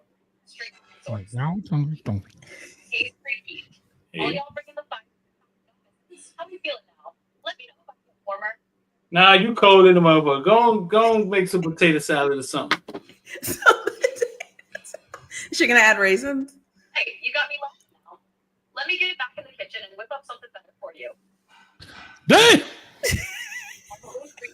Hey, you should ask her, say, Kiki, do you put potatoes in your raisin salad? I mean, raisins in your potato salad? Ask her that, see what she say. Everyone's voice hits. 3, Hayes Street villains. Bold, gritty, and fits the vibe. We cooking now, or I need to stay out the kitchen. You see her throw that villains in there? Let me hear the first two again. She said, throw the villains in there. Oh, I see you slide that smooth. Respect. Here's the first two again. 1, Hayes Street confession. Y'all laid it all out, real raw, like a tell-all straight from the heart. It's hard to hear, though. Hayes Street. Nothing but facts. The realest takes from the whole squad. You feeling these, or we keep digging for more villain level heat? Try the chat. What did the chat say? Man, they got all type of stuff. Beauty and Ellen got Beauty and the Beast. For the streets. Hey, the breast of sports. What? Look at these fools. Look at these fools, boy. Threesome. Beauty on Hayes Street. Let me see. Beck buddies. What? Beck buddies. What is that? For the streets. How about that? That's hilarious. What'd you say, Floyd? Did you say this earlier? 2 twins and the boys? Yeah. Oh, have mercy. That's 2 funny. twins and the boys. That's funny. King Billy, you going too far, brethren. You're gone too far, King Billy. I ain't putting that one on the screen. I can't see it. What King Billy say? I ain't putting that one up there. I'll let you put that up the street. That crazy. That boy, that gone too far. What? That sound like that sound like a porno. No, that's crazy. Let me That's put it up there. Oh God. Oh, Don't act like you don't know what that means. you asked for it. I'm trying to let it go. But just, It didn't hit right. Balls and hoes. you sure you said Balls. let me go back to the camera. Keep it light skin. Keep it light skin. Keep it Albie Shore, not Wesley Snipes. Keep it light skin. Keep it light skin. I don't know. Bosom buddy. This person right here has to be over 50. Bosom buddies. Over 50. Where did bosom buddy? Where did that come from? That was a TV show, wasn't it? Bosom buddies. Oh, something. Or was it a TV show? I just remember that word. I feel like my grandma says that. Nah, bosom like out the Bible. Lay your head on my bosom. Hayes Street. Yes, it was a comedy in 1980. It was a sitcom. Bosom. Hayes Street has its flaws. Y'all do have your flaws. That's true. Yeah, we have. Look at him back there. What are you doing back there with aluminum foil? What do you got back there? Buddy got a bro. He got a whole survival kit, like we lost in the wilderness, dog. No, how bad are we up here laughing at people homelessness, man? God is not me, God. We're not laughing at the homelessness. We're laughing at the behavior. The behavior. That boy said the fact that she shout out to Jeannie Alley. What's up? The fact that she said did not hit right. Yes, see, she felt me. She understood what I was saying. She understood what I was saying. I didn't know that went over my head. I didn't catch that. I think Hayes caught it too. That's why I looked at you. I'm slow. I took the foot bus. Yeah. Bosom buddy. That sounds like some no diddies. Oh. Bang bang. Bang bang show. Babes, balls, and beyond. Babe, boobs, balls, and beyond. This is crazy. She got it as soon as I said it. You can always tell when people got it and people didn't, because some people are like, I don't get it. But if you got, if you know, you know. If you got it, you got it. Hold on, is that a fire? Does he got a fire blowing down there? He do got a fire. Boy, Bro, It what is is a happening? fire. it's That thing cold gonna out be there. control. Ask Trying to Kiki, keep warm. hold on, ask Kiki, what's the temperature in Kensington, Pennsylvania? Where are they? Kensington, Pennsylvania. Oh, he's about to sleep by the fire? Kiki, what's the temperature in Kensington, Pennsylvania tonight? Like a full vibe. Kids I'm kind say of impressed by this. And one What? What is the weather in Kensington, Pennsylvania?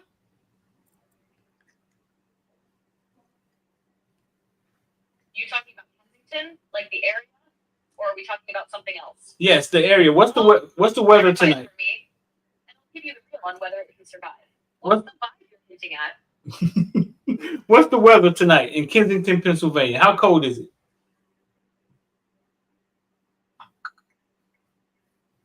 Okay, so in Kensington, Pennsylvania, tonight's weather is clear with a low of 37 degrees Fahrenheit, which is about 3 degrees Celsius.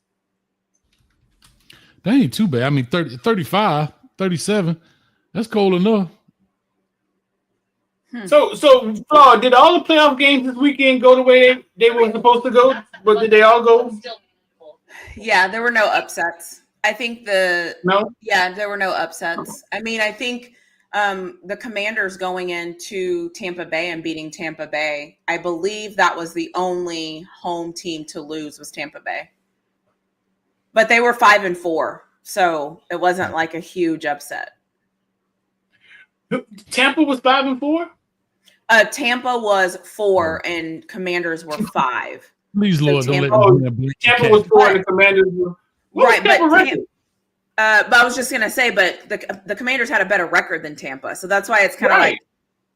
like. But the Bucks won their division, so that's why they got 4th. And Gotcha. the Eagles won the NFC East, so that's why they got 5th. So that's why I said, like, wasn't it an upset? Like, not really, but it was the only visiting team that won. Isn't it kind of crazy? Isn't it kind of weird that Baker Mayfield stayed in the league long enough to become effective? Like now he's like in the middle echelon of quarterbacks now, ain't he? I have an NFL theory that I think when quarterbacks get to 27, 28, that's when you really get to see them shine. Everyone is not going to be a star year 1, 3, 4, or 5. Sometimes you have to go to your second team and get a new set of coaches, a new set of surroundings to be great. I think that is why this is a whole different topic that we haven't discussed, but that is what I've always said. I think the NFL has something to do with prolonging these college players' careers because it helps them. Because if you can stay longer in college, the chances of you coming out and getting 2 big contracts ends because you're not going to have enough time. And it also, you take more time to develop yourself in college, to spend more time there to learn and develop. And I think it's like, think about this. Now you can stay in college till you're 24, 25. So by the time you go to the NFL, your first contract is up to 5 years. So that puts you at 30. So that only gives you really one big contract until you're 34, 35. Most guys aren't playing in the NFL 34, 35. Right.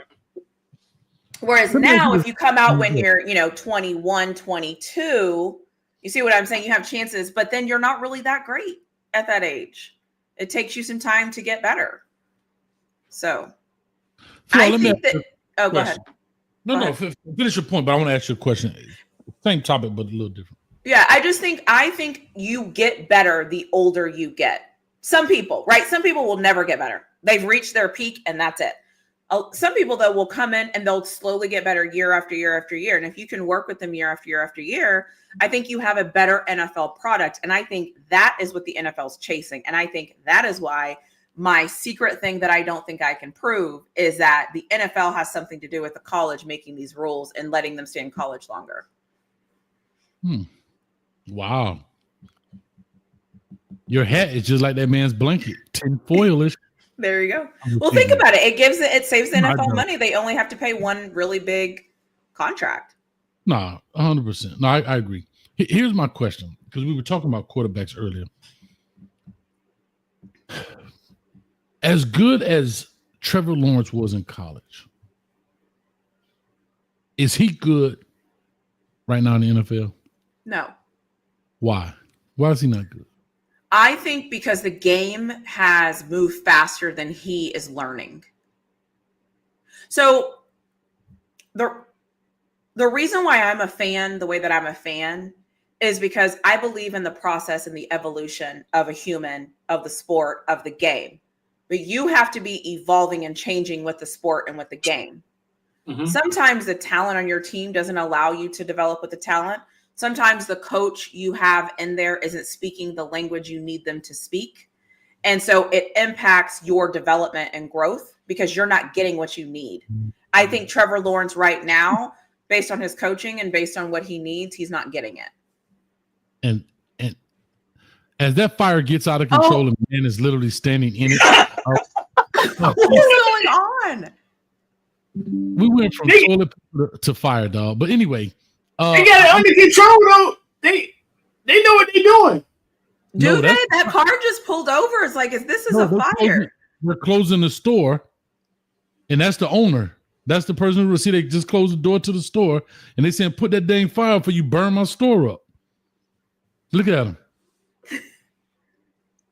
Only on Hayes Street can you find people that are really flawed. You don't think they got it under control? What is going on? No, he just told them to put it out. It was getting crazy. Look, that's the owner. Look at him. This is crazy, dog. You saw him turn around.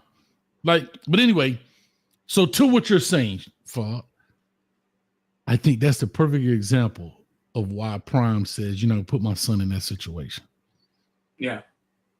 It could be, but he doesn't know. My thing is we always, the grass is not always greener. Right. But what Prime's point was, what he was saying was, you don't have to tell me what happens behind closed doors because I already know what's happening behind closed doors. Now, does that mean he's right? Yeah. No. Or yes. We don't know. However, my man going off about his store. You gonna burn my store? He said, no, that's bold, dog. I bet he don't live in that neighborhood. But anyway, so to that point, I guess Prime is saying, I hear the rumblings on the back end because of who I am as Coach Prime, and I'm privy to conversations that the average fan is not. Yeah. I get such and such information. I hear X, Y, and Z. So I know what's going on behind the curtain. And for a guy like Trevor Lawrence, to what you're saying, I believe it's players. Because to watch a young man to never lose a game in high school, lost maybe less than what that you can count on one hand in college, and they go to the NFL and don't get it. I find it hard to believe. I find it hard that it's such a big drop off where he can't. I just think it's a talent person. I think it's a talent issue there with the Jags, and yeah, he's supposed to come help it. But there's probably a lot of holes in this boat, dog. You know what I mean? He went to the playoffs, right? Who? Trevor Lawrence. I think he's been there once. Yeah. I've always said too, though, and I think we talked about this the last time we were live, is I'm not the type of fan that wants my guy to be the number one pick. I don't want my guys to be the number one picks. I don't want my guys to be top 15. Why? That's where all the bad teams are. But I get from people's fandoms, right? They want to see like their guy was number one, da-da-da. I don't know this for a fact, but I would be willing to bet a decent amount of money that the top 15 or top 16, because there's 30 teams, worst offensive lines in the NFL probably have the top 10 picks. And so what that's telling me is that a good situation? Is it a good situation for you to send somebody? And again, I'm not even talking about Coach Prime. I'm just saying just in general. Do you want your person to go to a team where they have a really bad offensive line that has been bad for years Is that a situation you want them to go to? And that's why I always say these conversations, in my opinion, they're not white and they're not black. There's a lot of nuance in the middle of it. And depending on what you want out of it is what you want out of it, right? If you want to say my son went number 1, cool, you'll get that. But the truth of the matter is, if you go number 20 and you get to sit behind, making this up, a Patrick Mahomes or whatever, and then when it's your turn, you're ready to go, guess what? You will still get paid. You're still going to get paid. That's They're hard. find you. That's hard. Yeah, but 20 money. I get that. I get it. We don't live in that type of society. I get it. I'm just saying, just because we don't live in that type of society doesn't mean trusting the process isn't the right way to go. That's all I'm saying. No, I'm with you. And that's why I'm saying about Prime, where if you're a person that has leverage and you can use it, get the best of both worlds. Still be an early round pick, right? Be an early round pick, within the top 5, 6, 7, 8, 9, maybe even 10, and get the best situation possible because you have the leverage. Right. That's where I'm looking at it in regards to. Now, I get why you're saying what you're saying. As a fan, your fans usually say, of especially in college, Travis Hunter is going to be the number 1 pick, but he's going to probably the worst team, right? Because that's how it works. So I get what you're saying, but you're saying, hey, as you as being a fan of Texas, I would like Jaden Blue or whoever you have or whatever, go kind of 20th because you're getting into the top echelon of teams where the rebuild is not so bad. You know what I mean? Maybe they have a lot less holes than team 1 through 5. I get where you're coming from. Yeah. But it's, like hard it's hard to turn down them top 5 money versus 25. Of course. Yeah. That's why I said the way that I'm a fan, that's how I am in life. I'm just a logical. But you know what I mean? Like, I'm just logical. Like, I can't fault me if you want to. I can't help it. Like, I'm going to look at all sides of this. But the other thing is, too, is everybody wants him to go to, whatever. He's going to go play for this terrible offensive line. And then, God forbid, something happens in week 3. And look at Anthony Richardson when he went to the Colts. It was great. It was so good until everybody realized that offensive line is terrible. And I think week 2, week 3, he was it. That was it. Season's over. You're hurt.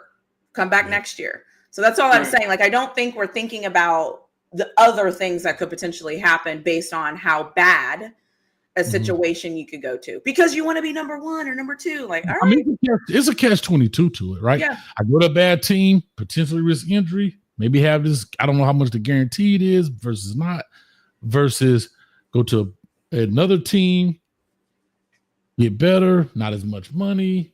It is a catch-22. I totally understand. And I'm talking strictly quarterbacks here. Yeah. Because the other guys, it gets a little different. Yeah. But and just Reggie's right. Like, that does influence your contract, but when you show it, that doesn't matter. They don't go back. When you've shown it, they don't go back and say, because you were a number 17th, like Lamar, they didn't say, because you were a 31st draft pick 6 years ago, now we're not going to pay you. No. Right. They were like, you're balling. Here's $230. Well, it didn't go that easy, but I'm just saying. Right. No, Patrick Mahomes, you're Patrick Mahomes. Who cares if we drafted you? Here's a $500 million contract. Yeah. Like, kind of reinvent yourself. I totally get it. That's it. But so here's a perfect example. Russell, Jamarcus Russell. He ain't never get to that second one, but he got the 50 mil. Yeah. And he gone. Yeah. Oh, the fire's gone too. R.I.P. to Brady Quinn. Remember Brady Quinn? I don't know what he did, but I remember nothing. Dang, God. But he the first pick or something like that, or one of the top picks coming out. I think he was the first. I think he was a first round pick. Was he the first pick? Cleveland. Brady Quinn was that good? No, he wasn't that good. No, but he I remember Brady. They picked. It was him or Ted Ginn. I remember him and Ted Ginn was in the. Yeah, we drafted Ted Ginn and his family. Remember? Yeah. What round did he go? I mean, what pick did he go? Okay, so Brady Quinn was the 6th round. He was. So who else did you just say? Brady Quinn was the 6th round? That's what it says. It says, oh, wait. Hold on. He was selected by. He won. Hold on. I typed Brady and it brought up Tom Brady. Oh, No, he was selected first round, 22nd pick. 22nd pick. Okay. Yeah, I'm about to say 6th round. Oh, my memory failing me. No, that was Tom Brady. But who was the other guy you said? Ted Ginn. Ted Ginn. Ted Ginn. Oh, is he the guy from Ohio State? Ohio State. He was fast. Well, let's see. Where was he picked in the draft? Right close. Right. It wasn't far. They weren't far off. He was the first round 9th pick. 9th pick. We drafted him and his family. Mm-hmm. Yeah. Anyways, this game is on. Sam Bradford too. Sam Bradford, wasn't he the one that changed the whole signing bonus when he got all that money? When that Sam Bradford, they stopped with the 50 million, 60 million, Jamarcus Russell, Sam Bradford. Yeah, because it was crazy for a little bit. It was crazy. Yeah. Well, with all that being said, man, we done seen a lot tonight. We done talked about a lot tonight. 485 people in the building. We've done just for the 2 hours, and we always say we're gonna do an hour. Yeah. But go to therapy if you were triggered by the fire. Bro, the owner came out and like, put that junk. The lady was standing in the fire. I didn't know if y'all saw that. They were in the. Yeah, it looked like they were in the fire, bro. And I was like, this thing will get out of control. I think she knew what she was doing, dog. Then he got some survival skills. Mm. They didn't seem alarmed, did they? They didn't. Nobody cared but the business owner. He's like, man, you gonna melt the business owner was heated.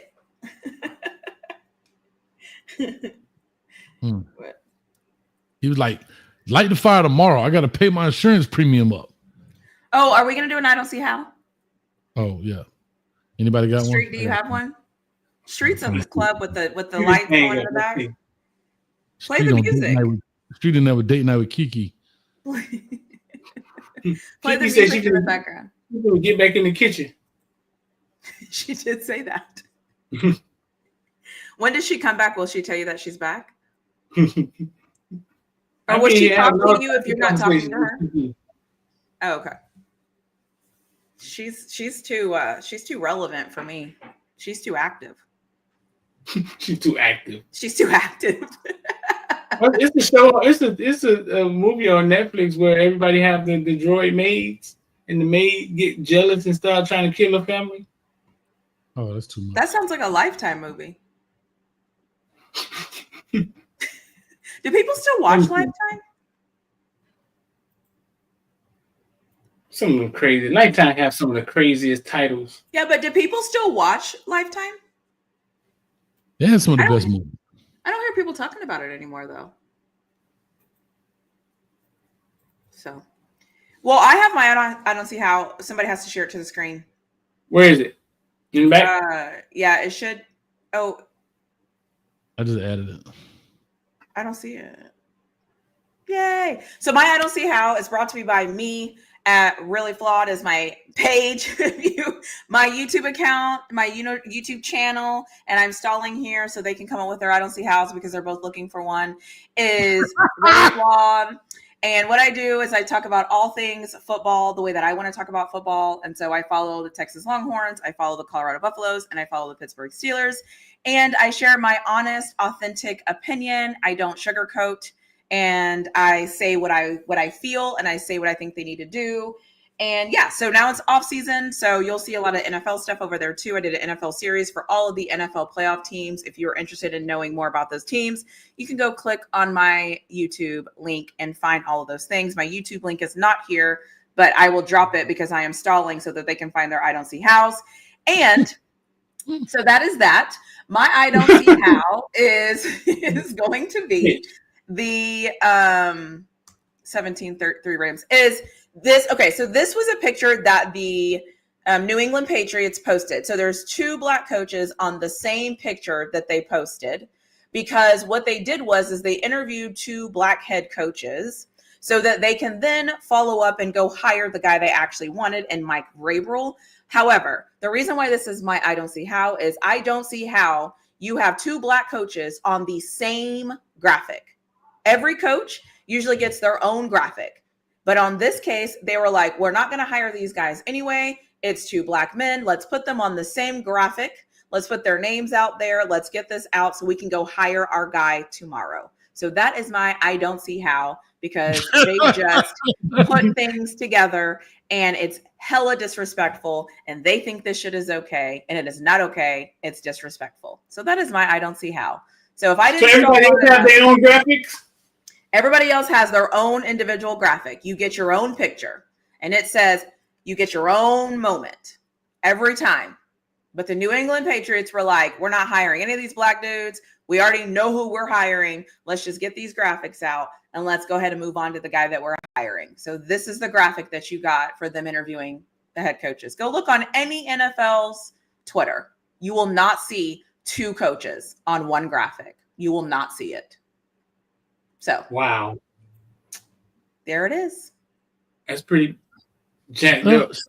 I'll say this: shout out to Pep Hamilton, the homie up there at the top. Again, got opportunity to interview. Pep been around a long time. Howard University grad. He made that one mistake in life. Not Hampton University, but he went to Howard. So he made that one mistake. But Pep is a cool cat, man, cool dude. And I had a chance to spend a lot of time with him, man, through recruiting and stuff and everything else, man. So hopefully, what'd you say? I said, what? Ta-da! So now, hopefully, you've had enough time. You see, this is a team sport. This is a team. One thing we don't do up here is snitch on each other, okay? Ta-ta, lady. We don't snitch on each other, right? I swear to God, I thought that's what she said. Yeah, we just cover for each other, right? We don't say, you know what I'm saying? Listen, I'm just talking. As soon as I said it and both of y'all went silent, I was like, yeah, so mine is how am I the most prepared for this environment? I'm just trying to understand. Because you're not as flawed as you really think you are. You really think you are. Listen, man, my own see how is brought to you by the Villain membership, man. Become a villain. Come check out some of the Hurricane Inside stuff that we got, man. Great conversations we had. We was on there 5 o'clock this morning talking about the DC coordinator and who's coming next and a bunch of inside info in there. A lot of articles in there. Yeah, we write articles. A lot of articles in there. So become a villain. The link should be in the description. I don't see how. Put it up for me, Hayes. Antonio Brown still has a goddamn Twitter account, bro. I don't see how, bro. If y'all don't, if either you know, really flawed, and Hayes, y'all know where this picture come from? That look like Wilt Chamberlain.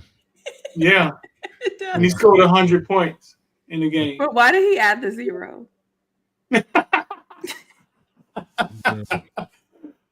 Hold up, scroll down on the side over that street. What's that picture down there? Oh my God, what is that, bro?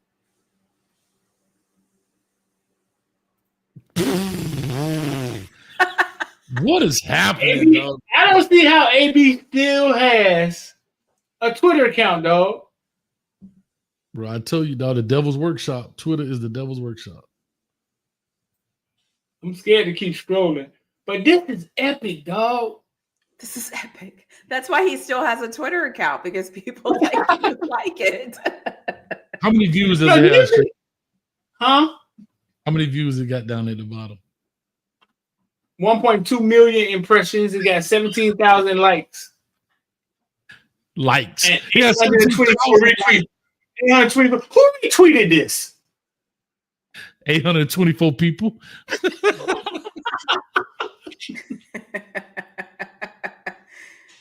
Oh God. This is crazy.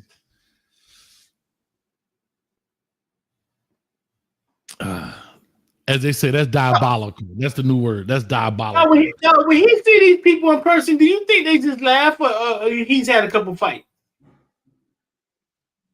I don't think he cares, and I don't think they care. So I just want to say this because I just saw it. It says sources are saying Cowboys owner Jerry Jones has spoken with Colorado head coach Deion Sanders about the team's head coaching vacancy, and discussions are expected to continue regarding the possibility of him becoming the next head coach in Dallas. Coach Prime is considered a top candidate, although the Cowboys plan to interview other candidates as part of the process. Maybe they're gonna interview Pep Hamilton and Byron Leftwich. So just FYI. Yeah, they just gonna change the color on that graphic you just put up. Really? Right. Put a We're star on it. gonna get 3 coaches on one graphic. It's hard to take that stuff serious, man, when you know they got to interview a black coach. Well, it said, it says Jerry Jones has spoken to him. I think it's different though with Prime because him and Jerry Jones probably have a relationship. Right. They do. Right. So maybe it's a little bit better. Maybe. Maybe. I don't know. Do you think Jerry Jones will hire Prime to be the coach? That would be wild. Can I just say this though? If Jerry Jones hires Coach Prime, it will go against everything we know about Jerry Jones. About him wanting the attention, about him wanting the control, about him wanting all the stuff. Because that's the Jerry Jones moniker, is that he wants attention. The man does interviews. The man acts like he's Mr. Everything. So I would like to think Prime knows that. And so he's going to say, hey, if we got to do this together, you know what I mean? Like, who's going to be bigger than Prime? It's not going to be Jerry Jones. It's going to be interesting. That's why I don't know if Jerry Jones' ego will let him hire Coach Prime. And that ego with billionaires and respectfully white men, good luck. Good luck. That's interesting, y'all. I don't know. I hope he get it. I ain't gonna lie to you. I hope Deion Sanders get it. If he gets it, I'm in there. Yeah, if he gets it, I'm in there. But I don't know. Don't know. Anyways. Well, let me go ahead and do my thug thizzle so we can get up out of here. We're 2 hours in. Y'all know what I like to say. I did this earlier. But I don't see how it's brought to you by Coach A's Football. That's it. I ain't got no big spiel. Y'all go ahead and hit the like, share, subscribe button. Since I moved, my analytics said I have 5 subscribers in the last 30 days. So can y'all help your boy out? I only got 5 subscribers in 30 days. So come on, man. Look, my wall blank back here. Hey, matter of fact, I'm getting sponsored by U-Haul boxes. Y'all tighten up. Help your boy out. But I will say this. The internet is undefeated. The people who are on the internet, it's some highly skilled and talented people when it comes to this stuff. I don't know how they do it and how they do it so fast. But my Lord, how do they do this stuff? I have no idea. Somebody explain to me how they do this. Y'all check this out.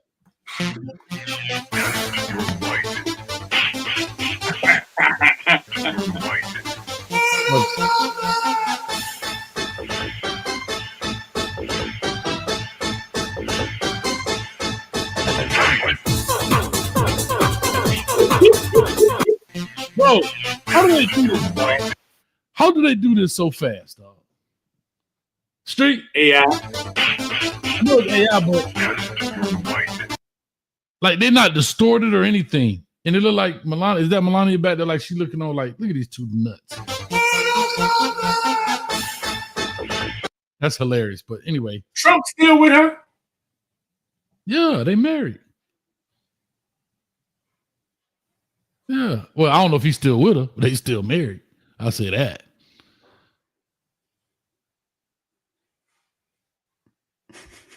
I don't have anything to say. Oh, I'm just saying. She been super quiet this election, but that's not neither here nor there. But anyhow, I was just saying. I know, right? That's why I asked. Jimmy Carter. What was Jimmy Carter? 100 years old. That was at Jimmy Carter's funeral for people that don't know. Yeah. President. 100. Was 100. Was a peanut farmer, y'all, right there from Plains, Georgia, man, not far from where my mom grew up. It's a peanut farmer, man. Wow, huge. Anyway, I was just saying that's huge. Like, think about how many people go from being a peanut farmer to the president.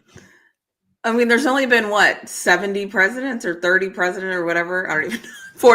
47 presidents. Or actually 47. There's probably only been about 38. Anyways, So yeah, it's rare to be a president. So Rare to be a peanut farmer too. But a peanut farmer to the president. Is it rare? How many peanut farms are there around the U.S.? I've never wound up on one. I was a bunch of them. I walk down and be like, "Hey, boy, look at that! Is that a peanut farm? How many? Peanuts and corn. That's big business, dog.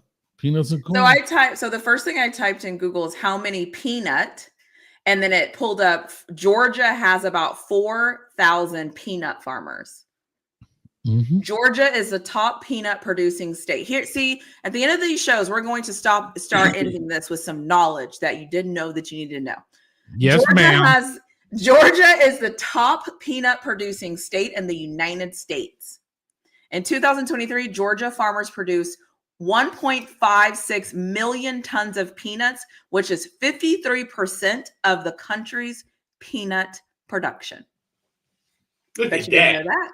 And that's why the hogs are out of control. In a book, reading rainbow. It's the peanut farm. The Georgia players are getting in trouble because of the peanut farms.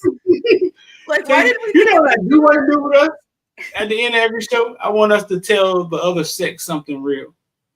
Like me and Hayes tell women something real, and you tell men something real. Like, let me give you an example.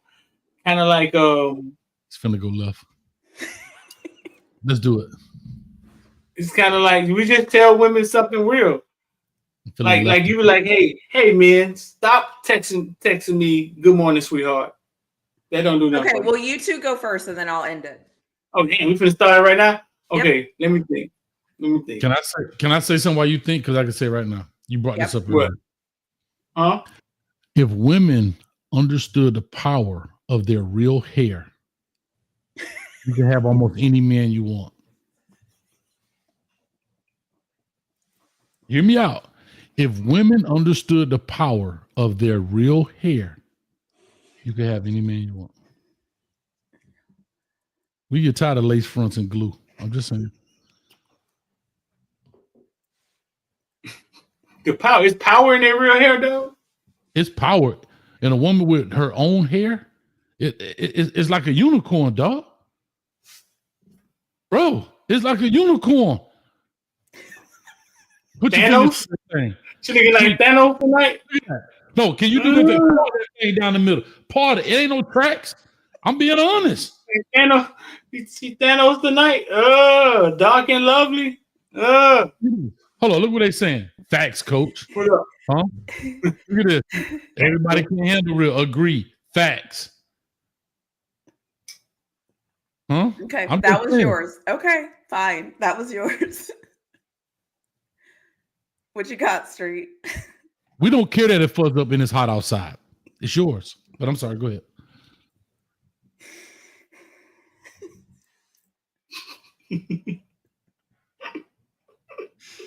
Why y'all laughing? Is that what you want, right? That's what we want. That's how we're ending. Street, you're on.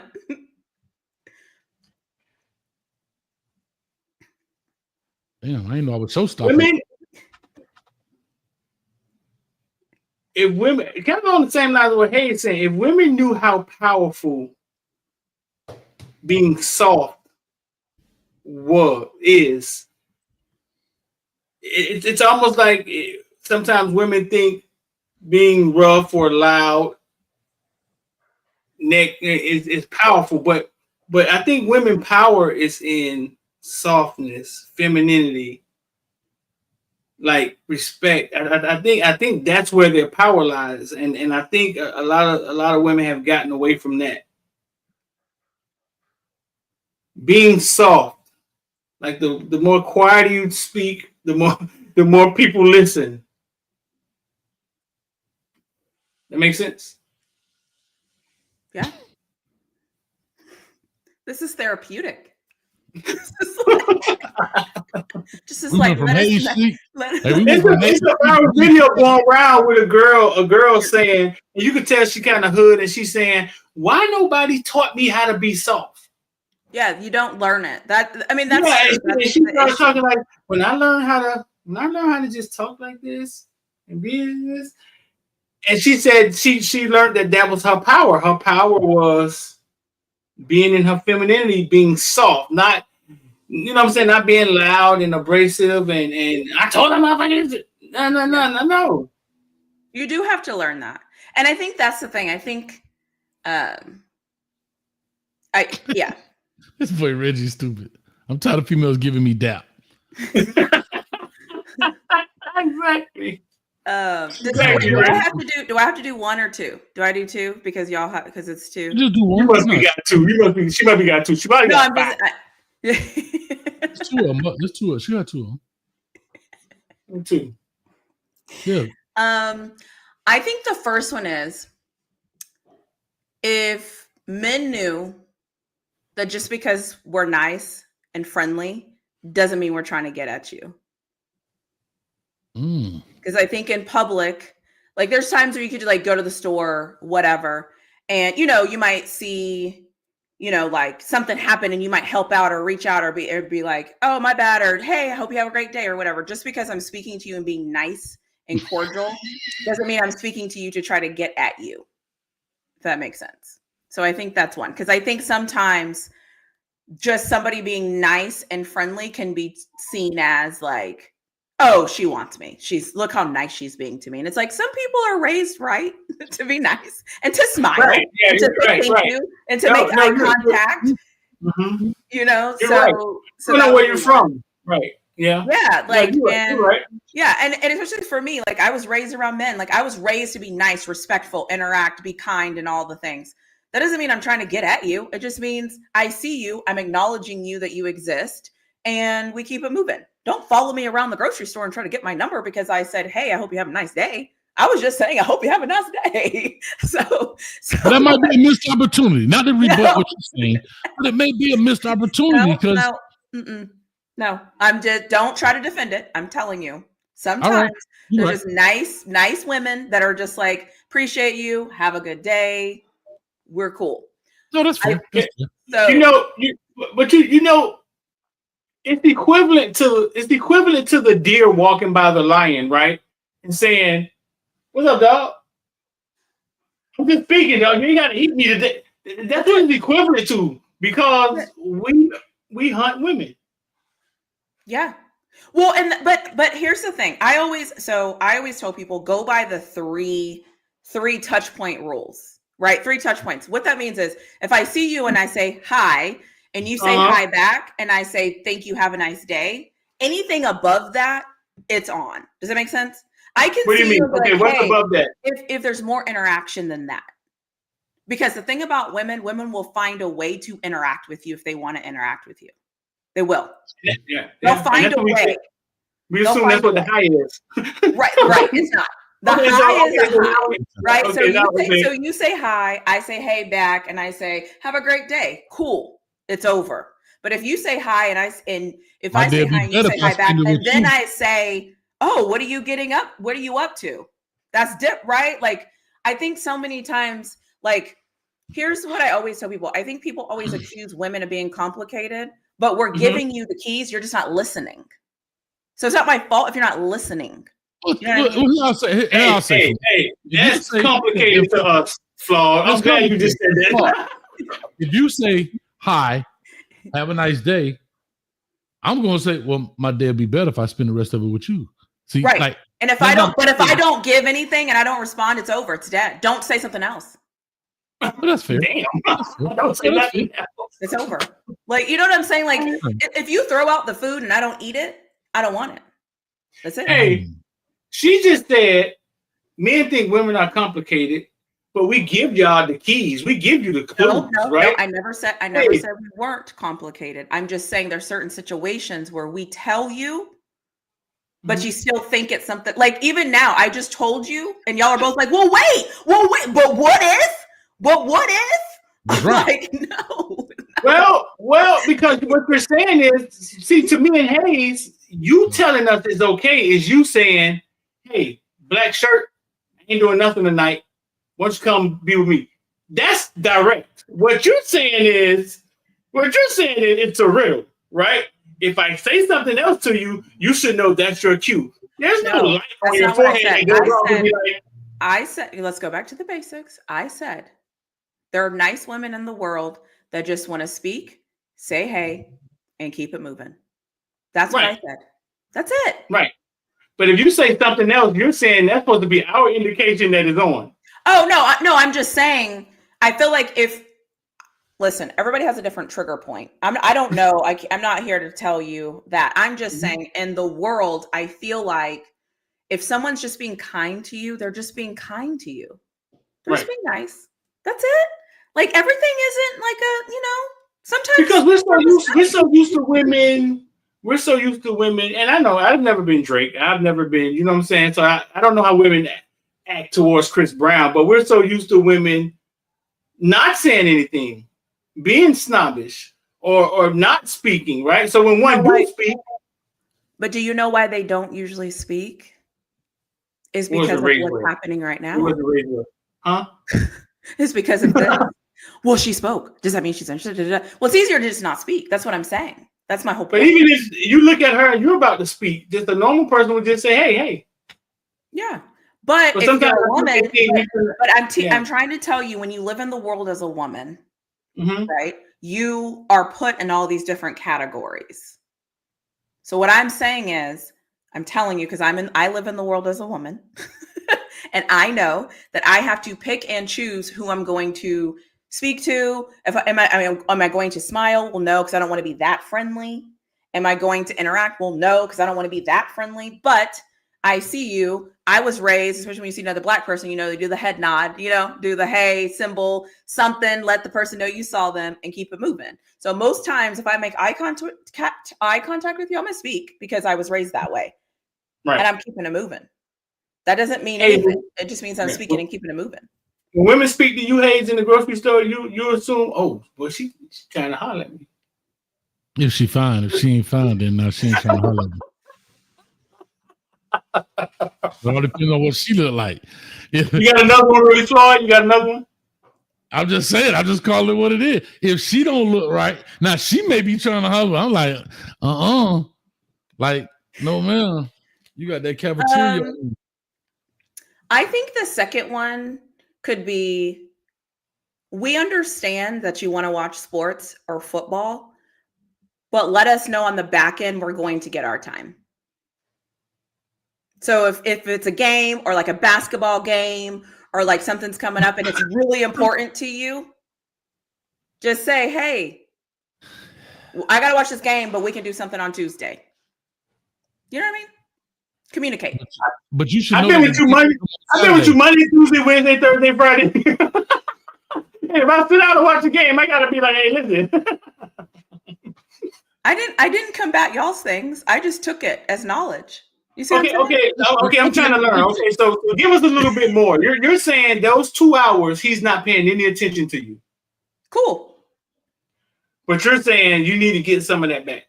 So make sure you let her know. No, I'm saying like, I'm like, hey, on Saturday, we're going to go to so-and-so's birthday party, and you're like, hey, actually, there's a game on Saturday. Okay. So I wanted you to come with me. I was hoping you were coming with me. I was hoping we'd hang out this weekend. Well, I have a game, so let me go to the party. We'll do something tomorrow. Cool. Have fun. But you should know there's a game. If you really, lady, you know there's a game on Saturday. That's not how it always goes. I got another one. Can I just say this segment is sponsored by the official changing of the state of Georgia's official name from the Peach State to Georgia is These Nuts State. The leader in peanuts. So I just want to say that. Shout out. Yeah. Okay. And I think I always love when come on people the only reason why I agreed to do this is because I wanted to see how everything that I said, everybody in the chat would go against me. Because I wanted to prove this point that if a woman tells you something and is telling you, you will always find a way to combat what she's saying to make it right for you instead of listening to the thing that she is saying. Not me. No, it's your truth. It's your truth. I just learned from it. I mean, right, but that's what I'm saying. But what happens when you get into these things is, like I said, I'm living in the world as a woman. I'm a sports watcher. I almost always know what's happening. I watch UFC. I watch, basketball, football, volleyball. You know what I'm saying? I usually always know what's going on. But there are times where I also have a life and I also have other things going on. So I might forget. We listen to you. You don't think we listen? We it's not you. It's not, I'm just telling you that the dynamics. They just want to talk to you. But the dynamics of people is what I'm saying is that a lot of people try to defend their action of what they think should happen, but don't realize why it's maybe not happening. Does that make sense? Yeah. Like sometimes things don't happen because you just forgot. Just agree, Street. Just agree. Just agree. Yeah. Okay. I'm just saying. You're right. I got one more. Yeah, Street. Did I say something? You said when we agreed, everything just stopped. As soon as we agreed, it stopped. Yeah, you're right. Okay, you have. I need to go watch this football game. It's a halftime, so by the time this ball kicks off, I need to be in front of a TV. Who playing?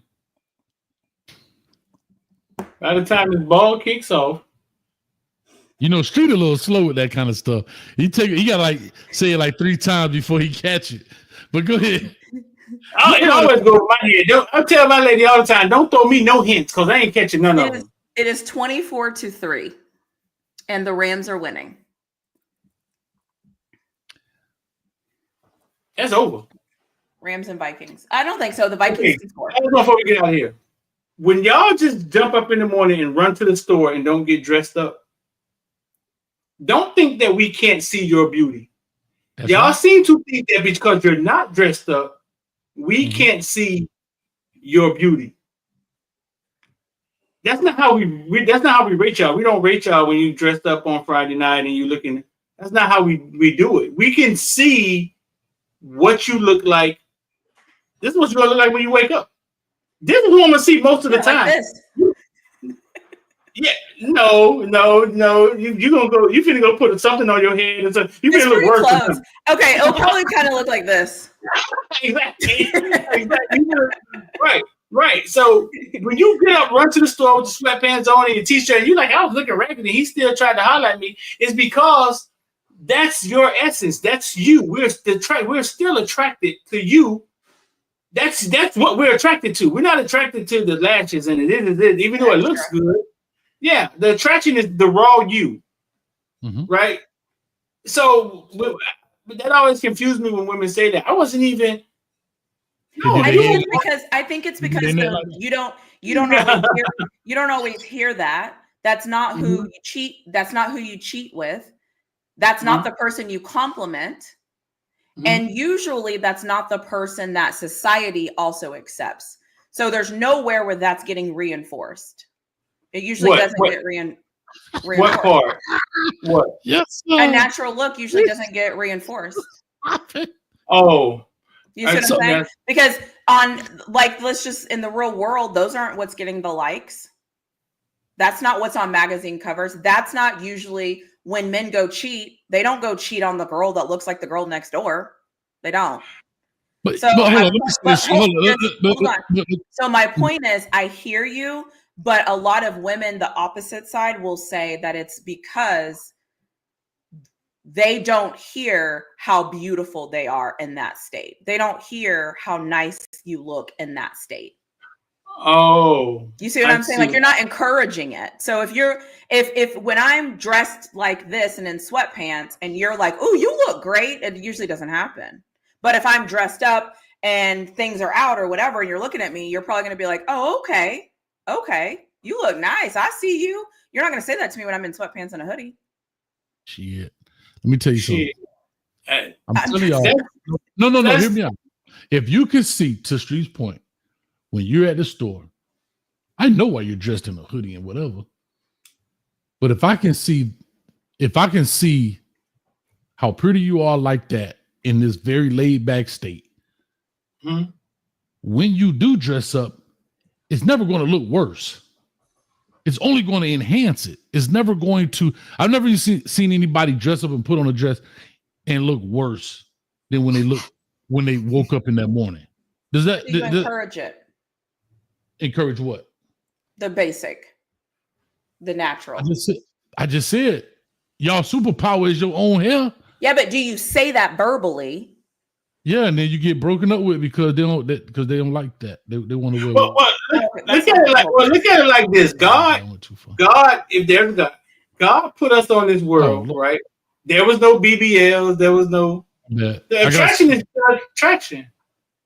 No, I got attraction is the attraction. Before the wigs, before the lace fronts, the attraction is the attraction. Like, it has nothing to do with, you know what I'm saying? Like, because can I tell you this?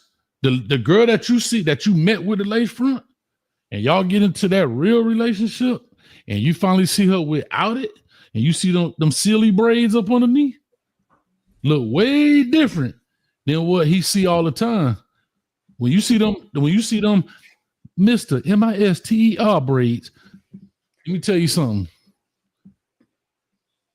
It looked way different than if I would have saw you in your natural state with your natural hair, maybe a bald cap on, sweatpants, whatever. But when she finally decided to peel that thing off and put on that little white mannequin head, like, yeah, that's what I'm saying. You can only go up. For a person can only go up if I caught you in your natural state at the 7-Eleven. I mean, the bottom line of it is we're wired to be attracted to you in our natural state. Like, we're not wired to be attracted to you. You know what I'm saying? With me in a suit, we're wired that if we were just walking around in the bush naked, the attraction would be what we see. In the bush naked. Exactly. Yeah, I mean, so what we're trying to say to you is really fun. I understand what you're saying. The compliments only come when you're dressed up. What we're trying to say is that the attraction is not the natural you in your natural state. That's what our natural attraction is. I think that both of you 100% believe what you're saying. I do. I also think that actions and words that doesn't always fit with what you're saying. So I hear you. Mm-hmm. I hear you. But I've never seen, I watch this show, I think, every day. Mm-hmm. I think there's been 2 times that I've seen you all pull up a photo of a normal looking woman and compliment a normal looking woman. I think it's been 2 times. Mm-hmm. I've seen countless of other times of other looking women come up, and we'll go through and y'all have gone through their Instagrams and y'all have gone through I'm just making a point. You don't have to defend it. I'm just making a point to say, if you're telling me one thing, but then when you're looking at and you're appealing to something else, that is why it's like, yeah, I hear you, what you're saying. I think you're saying the right thing. But when the actions of the world, because it's not just you, I'm just using you as an example. The actions in the world don't say that. That's all I'm saying is like, it's hard. It's like when somebody tells you like, oh yeah, be patient. And nobody is patient. But be patient. Wait, your turn's coming. Be patient. And you're like, yeah, okay. You know what I'm saying? Like, I hear you, and I do think that you all believe that. Have guys ever tried to talk to you at the store when you just jumped up and ran to the store? You got your hair wrapped. Have guys ever tried to talk to you? I don't go out looking like that with my hair wrapped up. Okay, not even wrapped up. When you just run to the store, I'm going to get some butter. It's neither one works more or less for me. Well, no, what I'm saying is when you just run to get some butter or going to get some milk for the pancakes, right? And you didn't dress up. Has a guy for me, but I don't think all women have the same life experience. All right, let me flip it right quick. Guys never hit on you. No, they do, but I don't think it's because of what I am or not wearing. What you mean? Because I don't think, like, first of all, I don't really go anywhere, so there's that. But I don't think I don't notice a difference between what I'm wearing, I guess, when I get hit on. Yes, unless you got electric car. So but basically, you're saying you get that you guys hit on you both ways. Whatever. Whatever. That's all we're saying. That's all we're saying. That's exactly what we're saying. Because here's the flip, though, Street. For a woman, if she was in the 7-Eleven and a dude had on just some flip-flops, t-shirt, and shorts, because he was just running to the store to get some butter, he wasn't dressed up, she'll look at him and be like, ugh. Because he's not at that standard, right? He got his toes out. They might be a little ashy. I'm just saying, he's not dressed to go out, but that's not what he typically looks like. That's his down. You understand? Like that's his downtime. So when a guy that may be in his short basketball shorts, flip flop, and a t-shirt just ran to the 7-Eleven to get, well, like you say, milk for the pancakes, whatever. Most women be like, but we're reverse. We could look at you like that and see the beauty in it. All right, guys. Does that make sense, Street? Is that how women feel? Is that how women look at it? Flaws, she right there asking. Can you see a guy got on a tank top? He just ran to the store. Can you still see can he still be attractive to you? Of course. Because now I know you work out. No? You wear a tank top and raggedy pants? Okay. Like, and I know you, but you're the one off too. You don't know me. I like hoodies. Be in your joggers. Like sweaty, the sweatier the better. Be like roughed up and you just came from the gym. You have to run in to get some eggs. Like what? I like it. I'm just saying. And for all the women in the chat, I got news for y'all. Men don't have a type. Oh, you know what? Y'all are dumb. y'all are acting like God came down and was like, this is how men should act. Here's these two men acting like men should act. Stop it. That's right. Stop it. Anyways, I need to go watch this. We're just trying to inform you, help. We're just trying to inform. Okay. And she accused us of not listening now. What just happened? Like, y'all just too men. We're going to get 98 more in here to get a survey going. Because what y'all saying, though. Y'all are like, oh, we're so simple. We love simple. We're so this. We're so that. We're so that. We're all that. We are. You just accuse us of that, what you're doing right now. You were so great. Hey, you know what? I am so glad that God created the world where you two exist. Thank you, God, for creating let's a world. Shut it down, Hayes. We got to go to bed. Nope, we appreciate it. Agree. Okay. Thank you so much. Right. And you know what? I was wrong that I thought that you two were not so simple. My bad. I thought you were complicated men. My bad. 4 for us. We're not complicated. Men aren't complicated. No. See you all next Monday. I'll make sure to come in my sweats and my hoodie next Monday. There it is, y'all. Y'all check it out. This is Hayes Street. That's what the men said they like. Yeah. I'll come in my bun and my hoodie Monday. No. Your bun next week. Fun. Yes, I would love to see bun and hoodie next week. Mm-hmm. Yeah. Sounds good. I'm coming on with a wife beater and turn the AC on 50. See how that works out for us. All right, with that being said, we out here, man. Peace, love, health, grease. This is Hayes Street. Starring Really Flawed. How about that? This is Hayes Street starring Really Flawed on Monday. Y'all check us out. We'll be back tomorrow. Coach in the building. We're gonna make y'all happy. All I need to know is on one of your other shows, let me know which color hoodie. Black, gray, pink. And I think I have a blue one. Whichever one you like. It don't matter. I like you're going to get some milk for the pancakes and we good with it. I got my outfit ready. And for everybody who donated, man, appreciate it. Thank you. It does help. Yes, thank you. And it does help us pay this $90 stream y'all bill a month. My Lord. Golly, they tripping, man. But anyway, with all that being said, we appreciate it. We out of here. Peace.